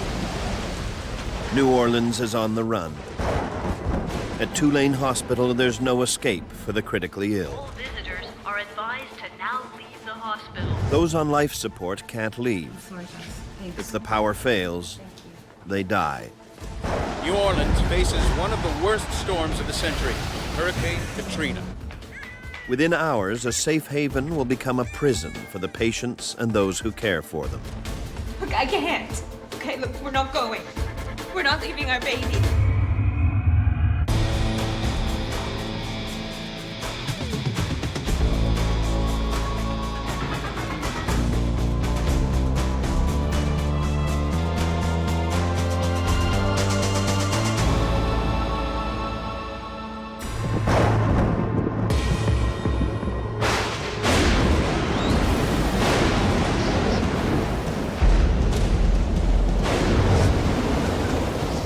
Hurricane Katrina rages across Louisiana. In New Orleans, Tulane Medical Center braces for the worst.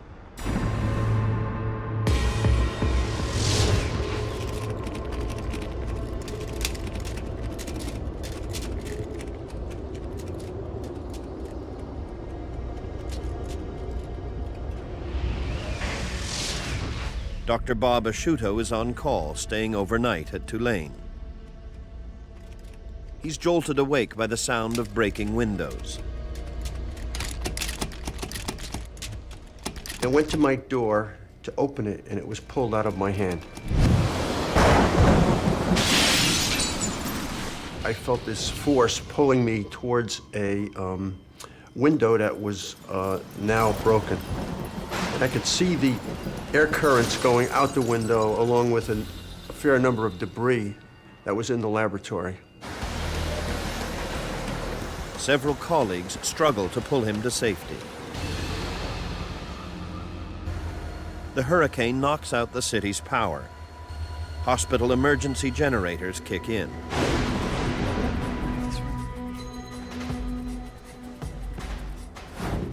Dr. Asciutto heads straight for the intensive care unit. Well, the hallways were very quiet. There was a calmness that was eerie. Even though outside the building, this horrific storm was going on, inside there was this very strange claustrophobic feeling of warmth, sweating. I actually felt my heart pounding. Dr. Asciutto is responsible for several critically ill children. If their life support machines fail, they will die. How's she doing? Let's have a listen here. He's relieved to find all his patients unharmed, including Drew Schaff, a newborn baby recovering from heart surgery. Drew was a very seriously ill infant. She was on a ventilator, was on various heart medications to allow the heart to beat properly. Drew's parents, Steve and Brandy Schaff, live 200 kilometers away. But they haven't been home since their baby was rushed to hospital more than a week ago. It was 11 o'clock at night, and she was just fussing, and then she turned bluish gray and stopped breathing, and we rushed her to the hospital. Before the hurricane struck, all patients' families were asked to leave the hospital. I can't. Okay, well, look, we're not leaving. We're not leaving our baby. Brandy simply refused. I knew that I was not leaving my baby by herself in a city that I didn't even live in. All right, how you doing, William? Dr. Asciutto's patients and all others on life support have been moved onto the same floor, so staff can watch them constantly.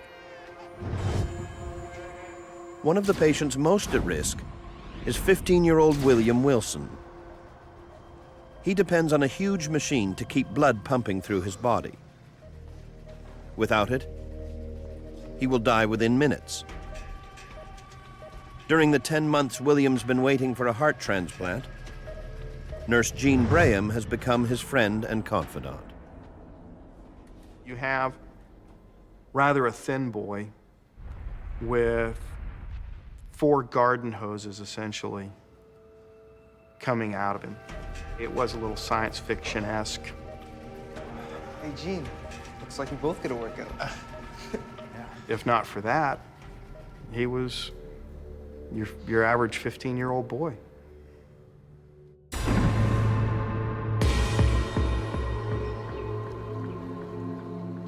In the light of day, an eerie calm engulfs New Orleans. It looks like the hospital's disaster plan is working. In reality, a bigger and deadlier crisis is unfolding. New Orleans is built on land below sea level. The day Hurricane Katrina reaches landfall, several of the levees protecting the city weaken and then fail.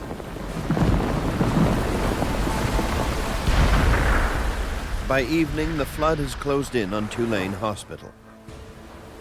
Water seeps into the building and floods the ground floor.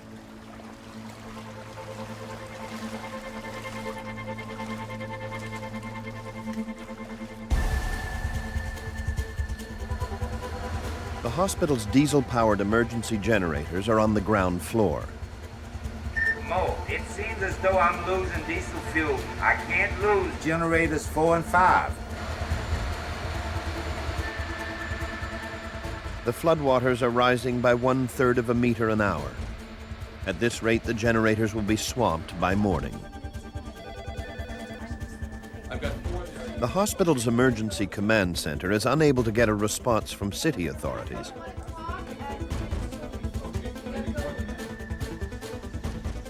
So they call the State Emergency Center, 130 kilometers away in Baton Rouge. Mel Lagarde, a senior hospital executive, tries to find out whether the state can provide any kind of support or security. Look, our generators have been flooded in hours. And I've got kids on vents. I need to know if there's an evacuation plan for hospitals. Lagarde learns that the entire city is in chaos. There's no help coming. I'm sorry, Mel. You're on your own. For Tulane Hospital, only one option remains. Guys, hold up a sec. We need to evacuate. Pass those papers around, guys. The hospital is forced to organize its own evacuation. With ground routes flooded, the only way out is by air. Staff will have to find a way to fly Drew Schaff, William Wilson, and 19 other critical care patients to safety in the next few hours. By then, the emergency generators will either run out of fuel or be swamped by floodwater.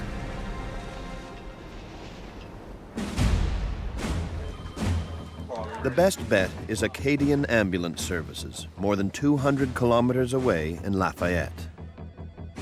Look, I've got 13 neonatals, 4 PICUs, and 4 adults on vents. Acadian's dispatcher alerts the company's flight paramedic, Mark Creswell. Within the hour, Creswell is loading his helicopter with supplies. It was just something that was a sixth sense that said, bring plenty of clothes, bring a couple of $100 worth of food, bring several $100 in cash, and anything else you think you're gonna need for a week, and that's what I did. But the winds are swirling in 60-kilometer gusts, enough to damage the aircraft upon landing.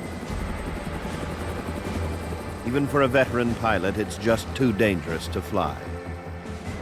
We knew our primary mission that morning was to evacuate babies. I knew I had to have my A game on.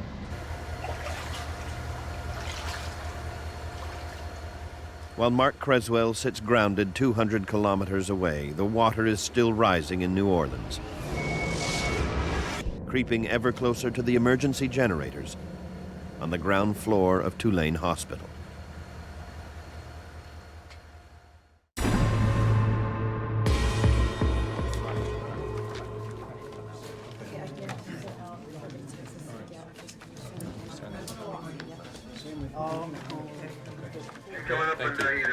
They're on their way. Downstairs in the hydro room, we got an issue here. There's water rising all over the place. Pete, how much time do we have? Probably about half an hour. Early Tuesday morning, Senior Executive Mel Lagarde finds out that the hospital has to turn off the emergency generators on the ground floor. The rising floodwaters will short-circuit the machines within minutes. Is there anything else you can do for me? We need at least 2 hours on this. Yes, do we have any pumps available for us to pump out the water? Get Greg to give me some temporary electricity. There's only one way left to keep the electricity flowing. Electrical workers fire up a portable generator truck in the street outside. The hospital has rented it in preparation for the hurricane. But if the water keeps rising, this generator will also become submerged.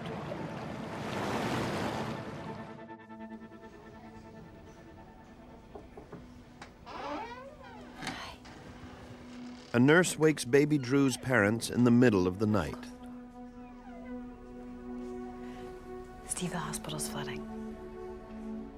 We're evacuating. But I need you. More alarming news for Steve and Brandy Schaff. Okay? Attention all staff, code yellow. Attention all staff, code yellow. The hospital plans to evacuate their baby without them. We didn't know they were evacuating at all. And she's like, they're gonna ship Drew out soon. Y'all need to come tell her bye. And I mean, I flew. I had pajamas on and but didn't brush my teeth. I just ran down there. Where are they taking my baby? They don't know yet. I was in shock. I mean, I ran down there and I was like, wait, explain this to me. It's not easy to escape New Orleans. I mean, New Orleans is a swimming pool in and of itself. Water came in from the levees. There was no way for it to get back out again. It's a one-way street. I've got some good news. We're flying out in a chopper, and they are super cool. Are you coming with me? Of course. Nurse Jean Braham tells William about the evacuation. He tries not to alarm his young patient. William's evacuation will be exceptionally challenging. He'll need a specially equipped helicopter with medical equipment and a generator on board. The chopper must be large and powerful enough to accommodate William's 227-kilogram life support machine. William Wilson was on a so-called biventricular assist device. That means it's a device that pumps blood from the pumping chamber on the right side, circulates it to the left side as it's oxygenated, and then to the body. A tube comes out of the right side of his heart into the machine. A tube goes to the main vessel, carrying blood to the body. So his heart is non-functional. His heart simply serves as a reservoir to collect blood for this machine.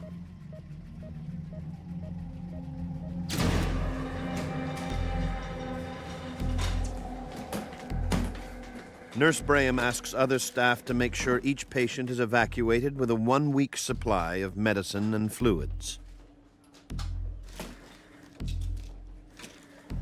He spent 20 years in the Navy.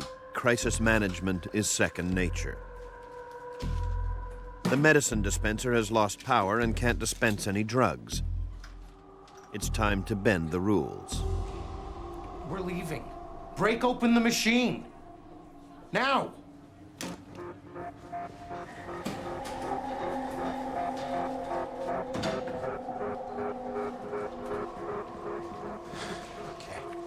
All right.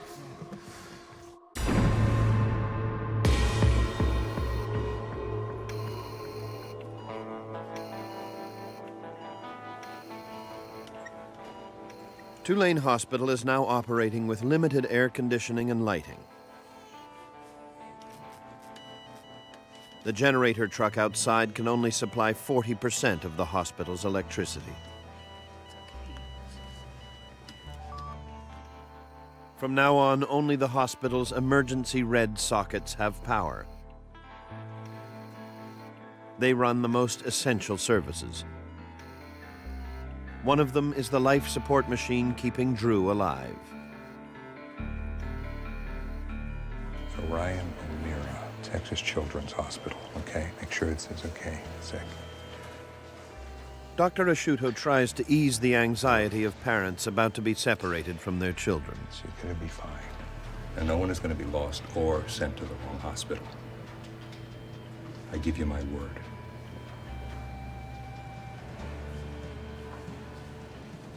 The staff come up with a system to make sure that every patient is accounted for once the crisis is over. The nurses improvise using simple but effective methods.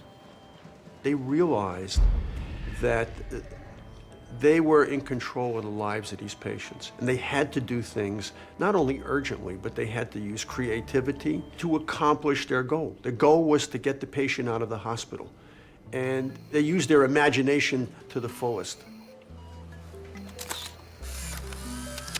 When Drew was being prepared for transport, one of the nurses came and she had her camera and she took a picture of all three of us and gave it to us so we could have it to take with us.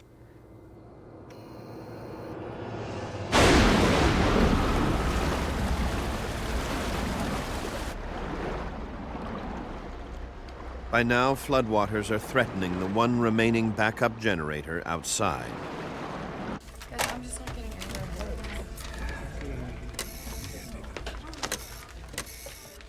Dr. Asciutto and Tulane staff have been on the phone for hours, calling hospitals outside New Orleans. They're trying to find places for the critical care patients. Drew Schaff, S-C-H-A-A-F. She's post-op for an aortic obstruction. This kid is really sick. We have to get her out of here now.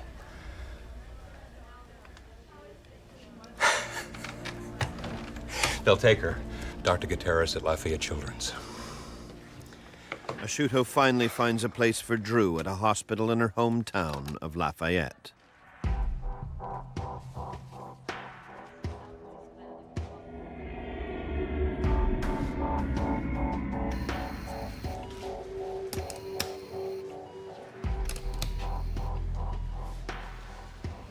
Moving Drew without disturbing her life support equipment will be a delicate and risky job. I need these tubes taped securely for transport. Drew's flying out by chopper. She's gonna be fine. I promise. Drew has a large hole between the pumping chambers of her heart, so a band must be placed around her artery to reduce blood flow to the lungs. Because she is in such severe heart failure, she must be intubated. A tube in her trachea enables her to breathe. In her case, intubation was very difficult because she had abnormal anatomy of her airway. It's always more difficult in a baby, and the smaller the baby, the more difficult the procedure.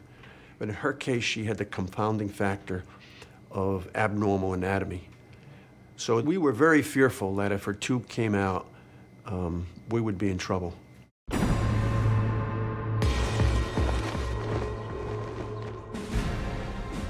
In Lafayette, the wind has died down.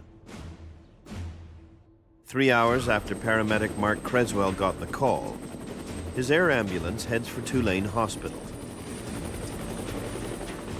He's borrowed a critical piece of equipment from a local hospital. He'll need it to evacuate Drew Schaff. I called the nurse at one of the local hospitals, an ICU manager, and I asked for their isolate, which is a form of an incubator with a lot of advanced life support gear, and they were readily able to give that to us, no questions asked.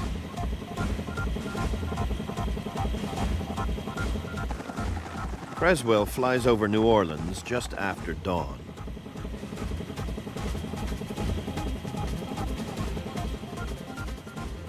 He's stunned to see the city submerged below.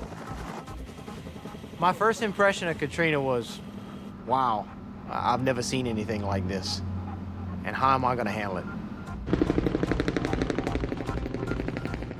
There's no longer any air traffic control regulating flight over New Orleans. The possibility of a mid-air collision is on everyone's mind. Essentially, we were flying blind.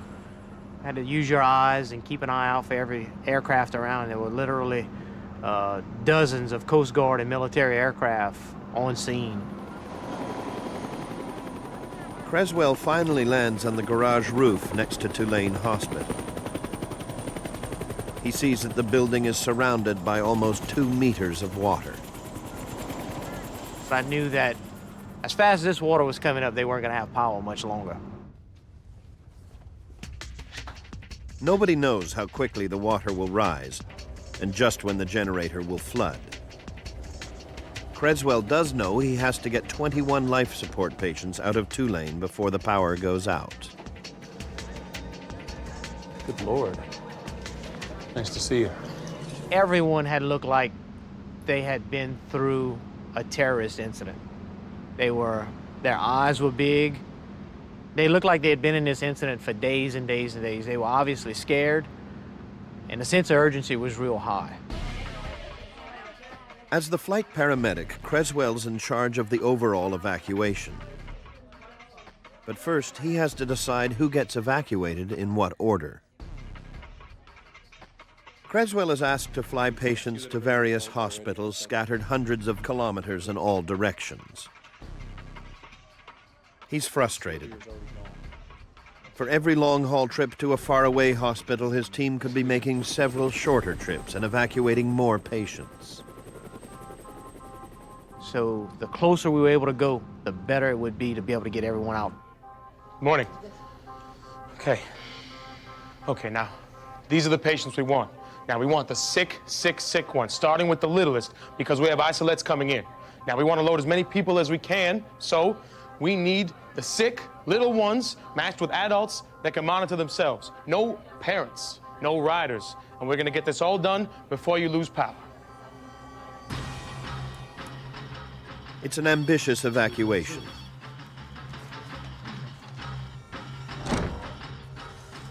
Creswell will have to juggle an enormous amount of information. Who's the sickest? What does each patient weigh? Which rescue helicopter is equipped to carry them?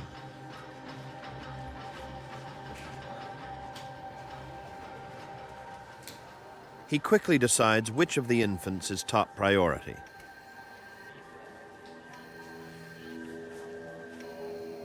She's first. He's picked Drew Schaff. She was a very sick kid.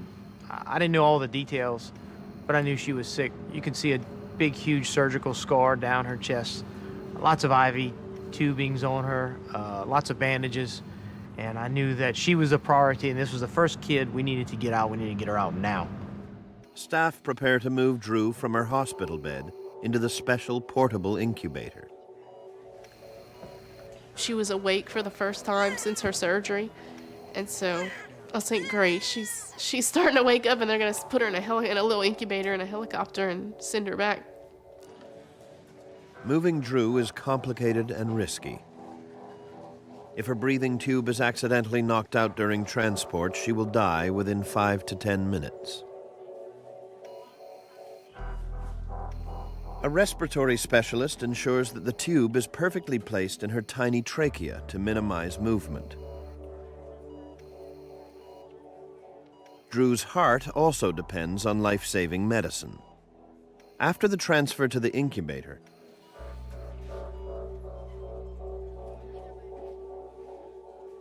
Drew's team monitors her oxygen saturation, heart rate, temperature, and respiration rate.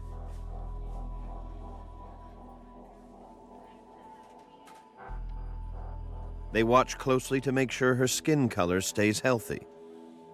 The slightest tinge of blue means immediate intervention. I absolutely remember those last few minutes before they took her. It was hard. I mean, I I was a mess. I was crying. I said, look, we're gonna get through this. We gotta get ourselves together. Let's help out however we can. Just get your mind off it. Know your baby girl is gonna be fine, and we're gonna get you out of here. And so she held up really well. After 5 minutes, Drew is considered stable. Now she can be transported to the helicopter.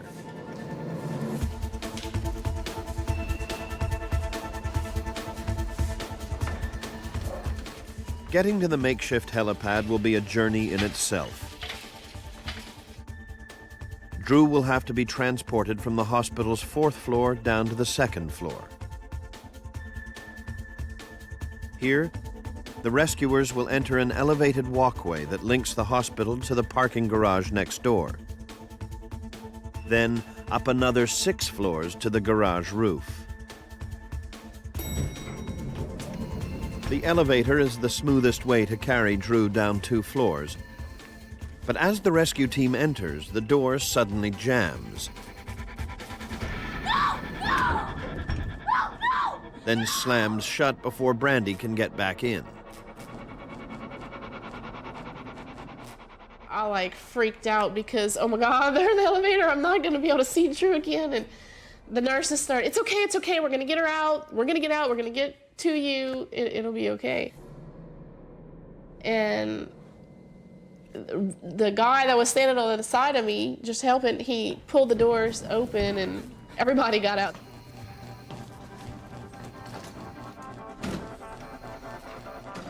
They decide it's too risky to use the elevator.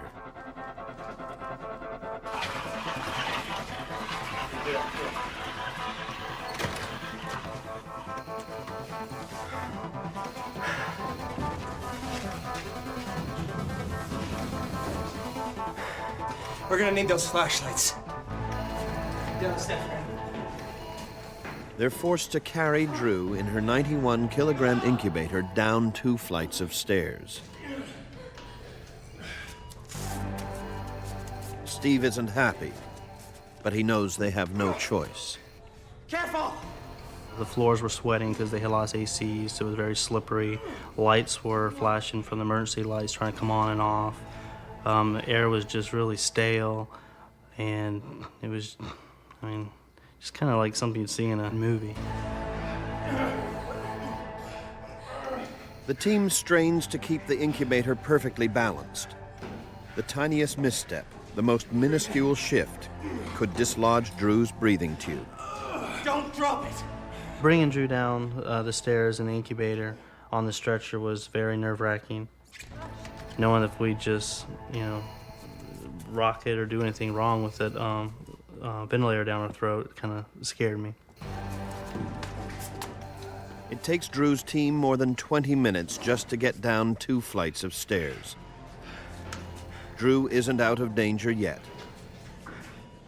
As they enter the raised walkway, the reality of their situation hits home.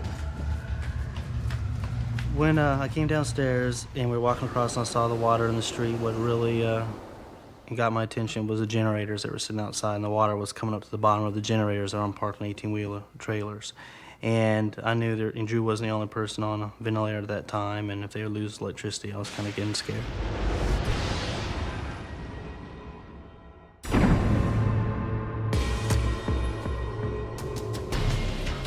Drew's parents and her medical team managed to transport her as far as the parking garage next to the hospital. They head for the makeshift helipad on the garage roof. And I just had to take a big gulp. It just, a little bit of fear just crept in. It's like, wow, this is pretty serious.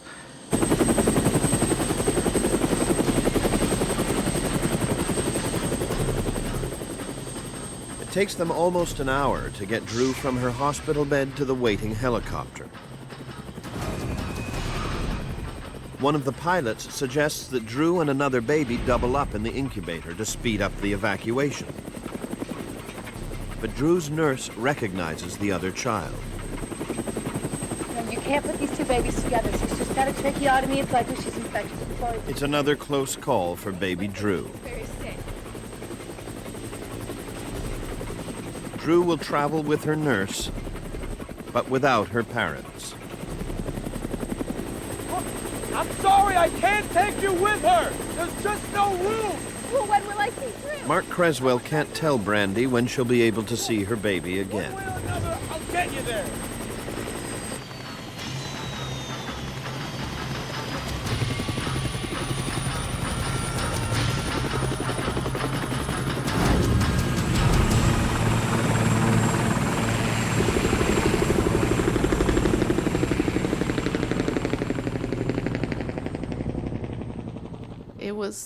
It was gut-wrenching.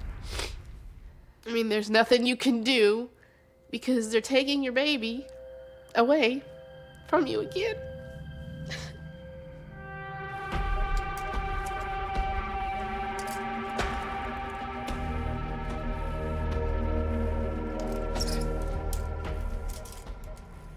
"15-year-old William Wilson is still trapped at Tulane.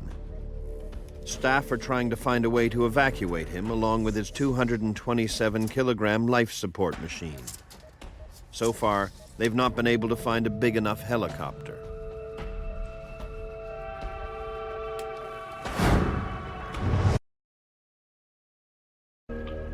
It's hard to believe that things could get any worse. But now the hospital is battling more than Mother Nature. Looters are trying to force their way in. It was like Baghdad on the Mississippi River. They were just looting to steal stuff at that point. It wasn't, like you need diapers for your child. It was a TV on a piece of plywood. I know many of us were very angry about what was going on in the streets and what we were witnessing. We were ashamed. I was ashamed. I couldn't believe this was going on in our country.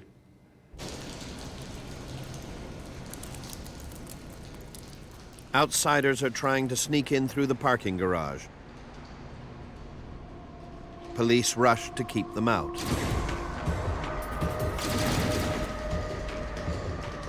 There was always the assumption that people needed their fix, the people that were addicted to medicines.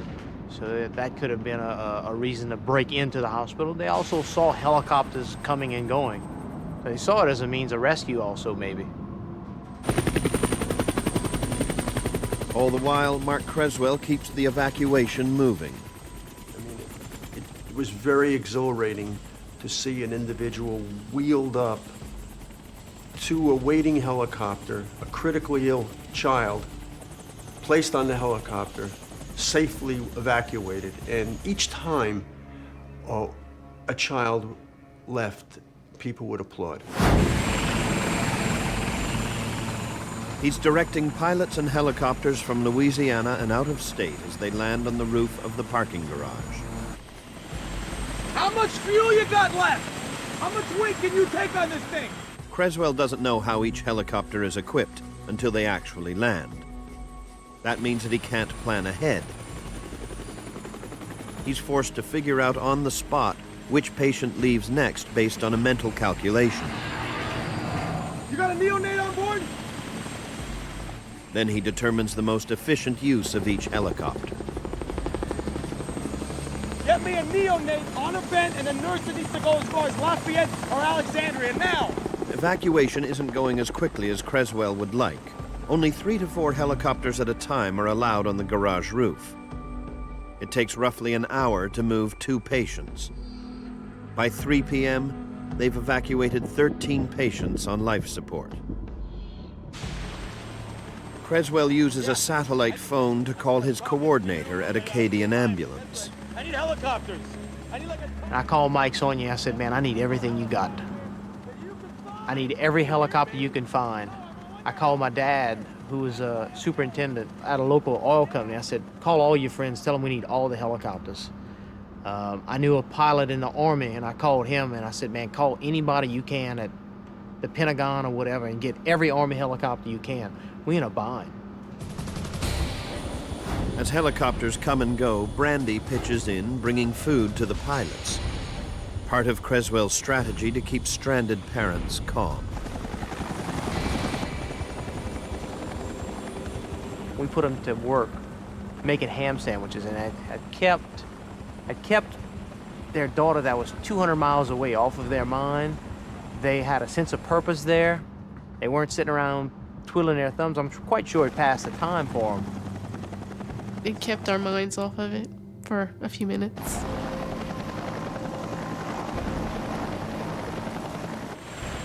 To save time and keep his hands free, Creswell has written down the coordinates of each hospital on his own leg. And it just stayed there. It was like a permanent reference card.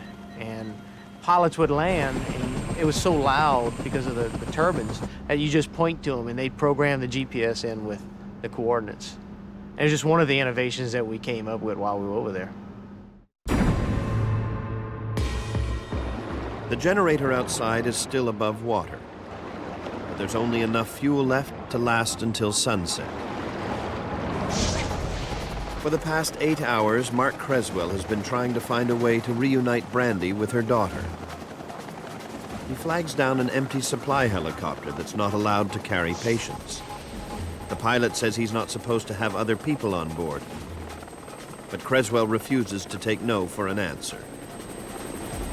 Mark Creswell was like, look, can you take these people? And he was like, I don't think I can, you know, I might get in trouble. And There comes a time when you gotta throw the rule book out the window. Creswell persuades the pilot to bend the rules and delivers on his promise to reunite Brandy and Steve with their baby. he had the heart to just say, okay, these people really need to get to their baby, and I'm going to find a way. So thank you to Mark Creswell.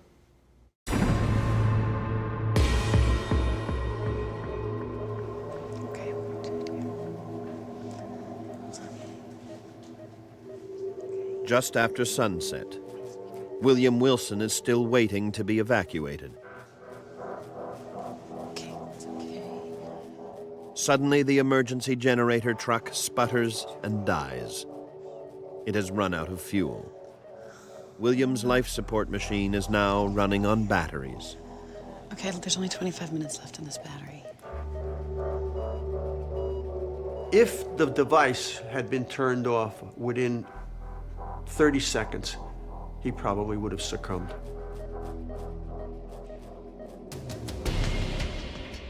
Hospital staff have brought a portable gas generator to the patio outside the neonatal ward.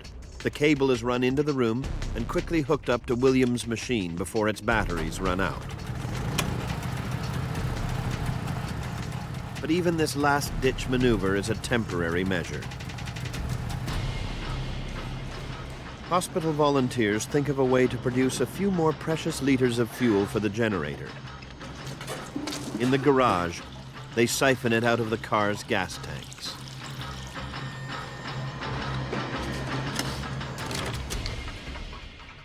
It's been 14 hours since Tulane's evacuation order. Staff have still not found a helicopter for William and his machine. Then a glimmer of hope from a hospital in Arkansas. Gotta go. Thanks for my They have a chopper, and it's big enough. It's also equipped to transport a critically ill patient. It can evacuate William from Tulane Hospital. It was heavy enough and large enough to fit the machine as well as carry it and the personnel out. The machine weighs 500 pounds. So that's kind of odd, hooked to a boy that weighs barely 125 pounds. Just after dark, there are rumors of a new threat. Across the city, reports of random gunfire aimed at helicopters. This was a real problem. Several helicopters arrived, turned around, and left because of it. At this point, many people became very, very upset.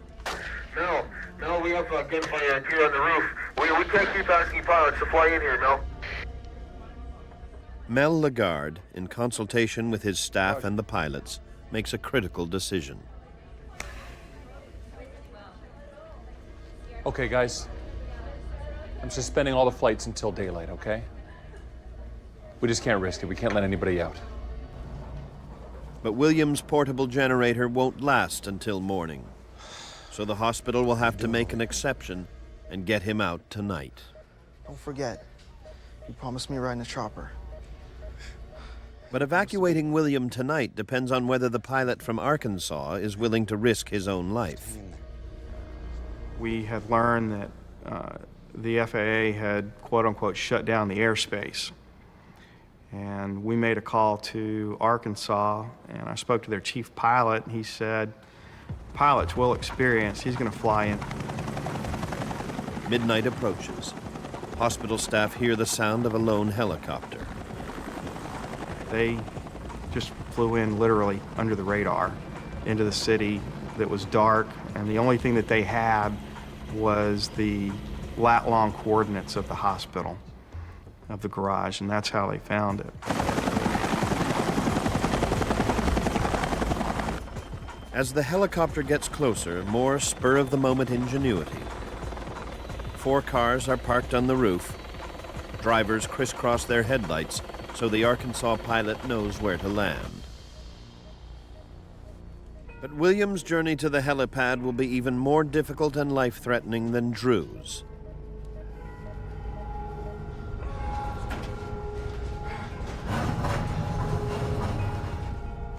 First, a spare version of William's life assist machine must be carried to the helicopter so that it can keep William alive during the flight. My first thought, it can't be much harder than a refrigerator, right? Refrigerator's big, it's heavy. This machine's not as big, but it's very heavy. We got a dolly. We began to try and move it down the stairs, and it wasn't working. We nearly lost the machine. Hey, buddy. Okay. These are them. Squeeze. Simple as that, okay? William cannot be moved while connected to his machine. At any moment, this young man had 2 tubes coming out of his heart. At any moment, if a tube had dislodged, it would have been instant death. Promise. So Nurse Braham will have to hand pump William's heart while he's wheeled over to the helipad. He will literally be taking William's life into his own hands. Okay. 1, 2, 3. The 1, 2, 3 disconnect moment was one of the scariest moments of my life. William's nurse isn't the only one who's scared. He didn't let on a whole lot, but he got quiet, and that's when we could tell something was going on.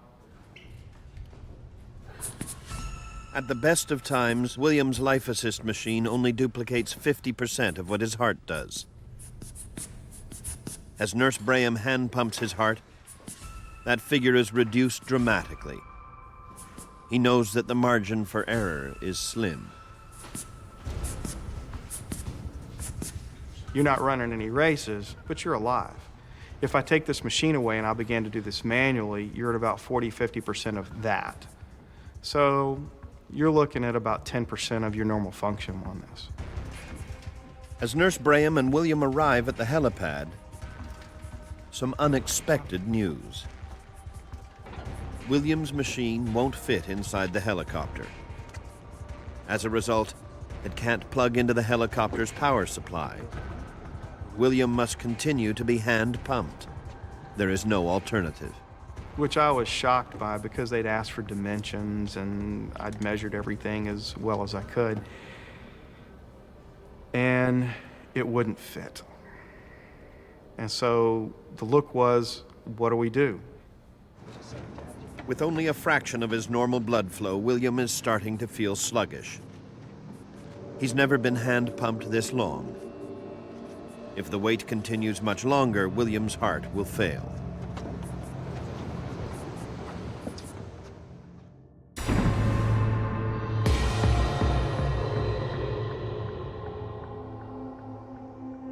His caregivers have seconds to make a decision. What do we do? Do we continue on hand pumping, or do we try and fix this somehow? Do we shove it in? Nurse Braham knows that staying at Tulane is not an option. It's time for some split-second ingenuity. And then one of the paramedics, again, looked on the bottom, said, "Hey, these wheels come off." The removal of the wheels is just enough to allow William's life assist machine to fit snugly in the helicopter. We slid the machine in, plugged it up, started the engines, off we went. It is after midnight before William and Nurse Braham can fly out. But at last, they're on their way to safety. It was a tremendous relief for me, for the doors to close, the engines to spool up, and to feel the aircraft lift off.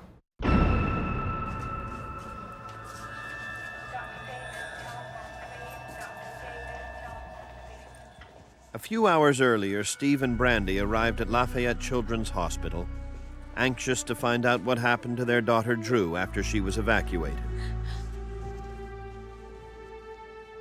Brandy is reunited with her baby.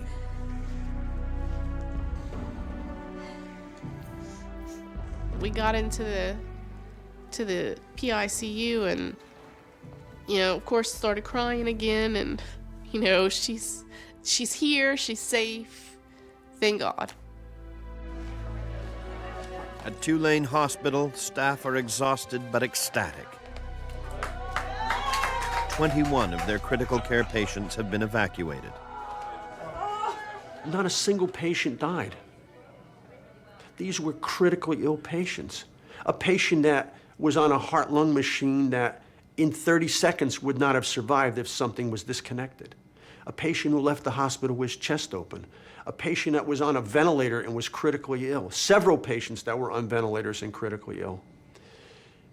Every one of those patients not only survived, but did well. After waiting 10 months for a new heart in New Orleans, William finally received one a month after he arrived in Houston. William is doing very well now. Coincidentally, he went to another transplant center in Houston, Texas, and was transplanted 31 days after he arrived. So his story was successful in the end. He's doing great. He's growing up and growing older, I suppose. Mark Creswell spent 9 more days in New Orleans, rescuing victims of Hurricane Katrina. I did this interview, and he asked me what the most difficult task was. And I said, on a regular day, a mass casualty incident, you triage the worst patients and you take them out first. You want to give everybody the best chance of living. And he said, essentially, you were playing God. And I wasn't playing God, I was playing paramedic. And that's what we do.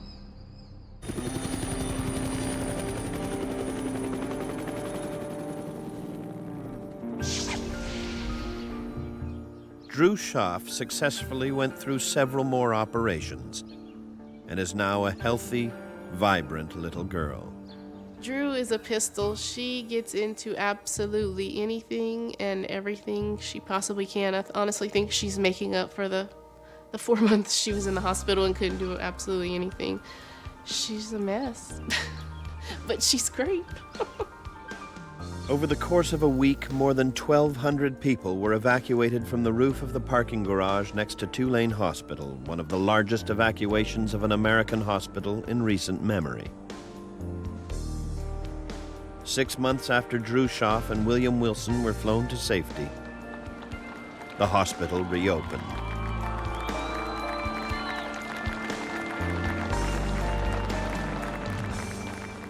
Although when I drive by certain areas or go to certain areas of the hospital, there's a very beautiful pavilion in the hospital called the Riley Pavilion. And I cannot walk past that area and not look down and think about what I saw during Katrina. The water, the debris, and it's just shocking. It's something that just will never go away.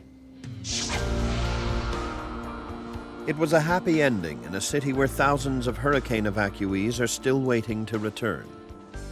2 years after Katrina, some homes are still in ruins, and parts of the city remain vulnerable to flooding in serious storms.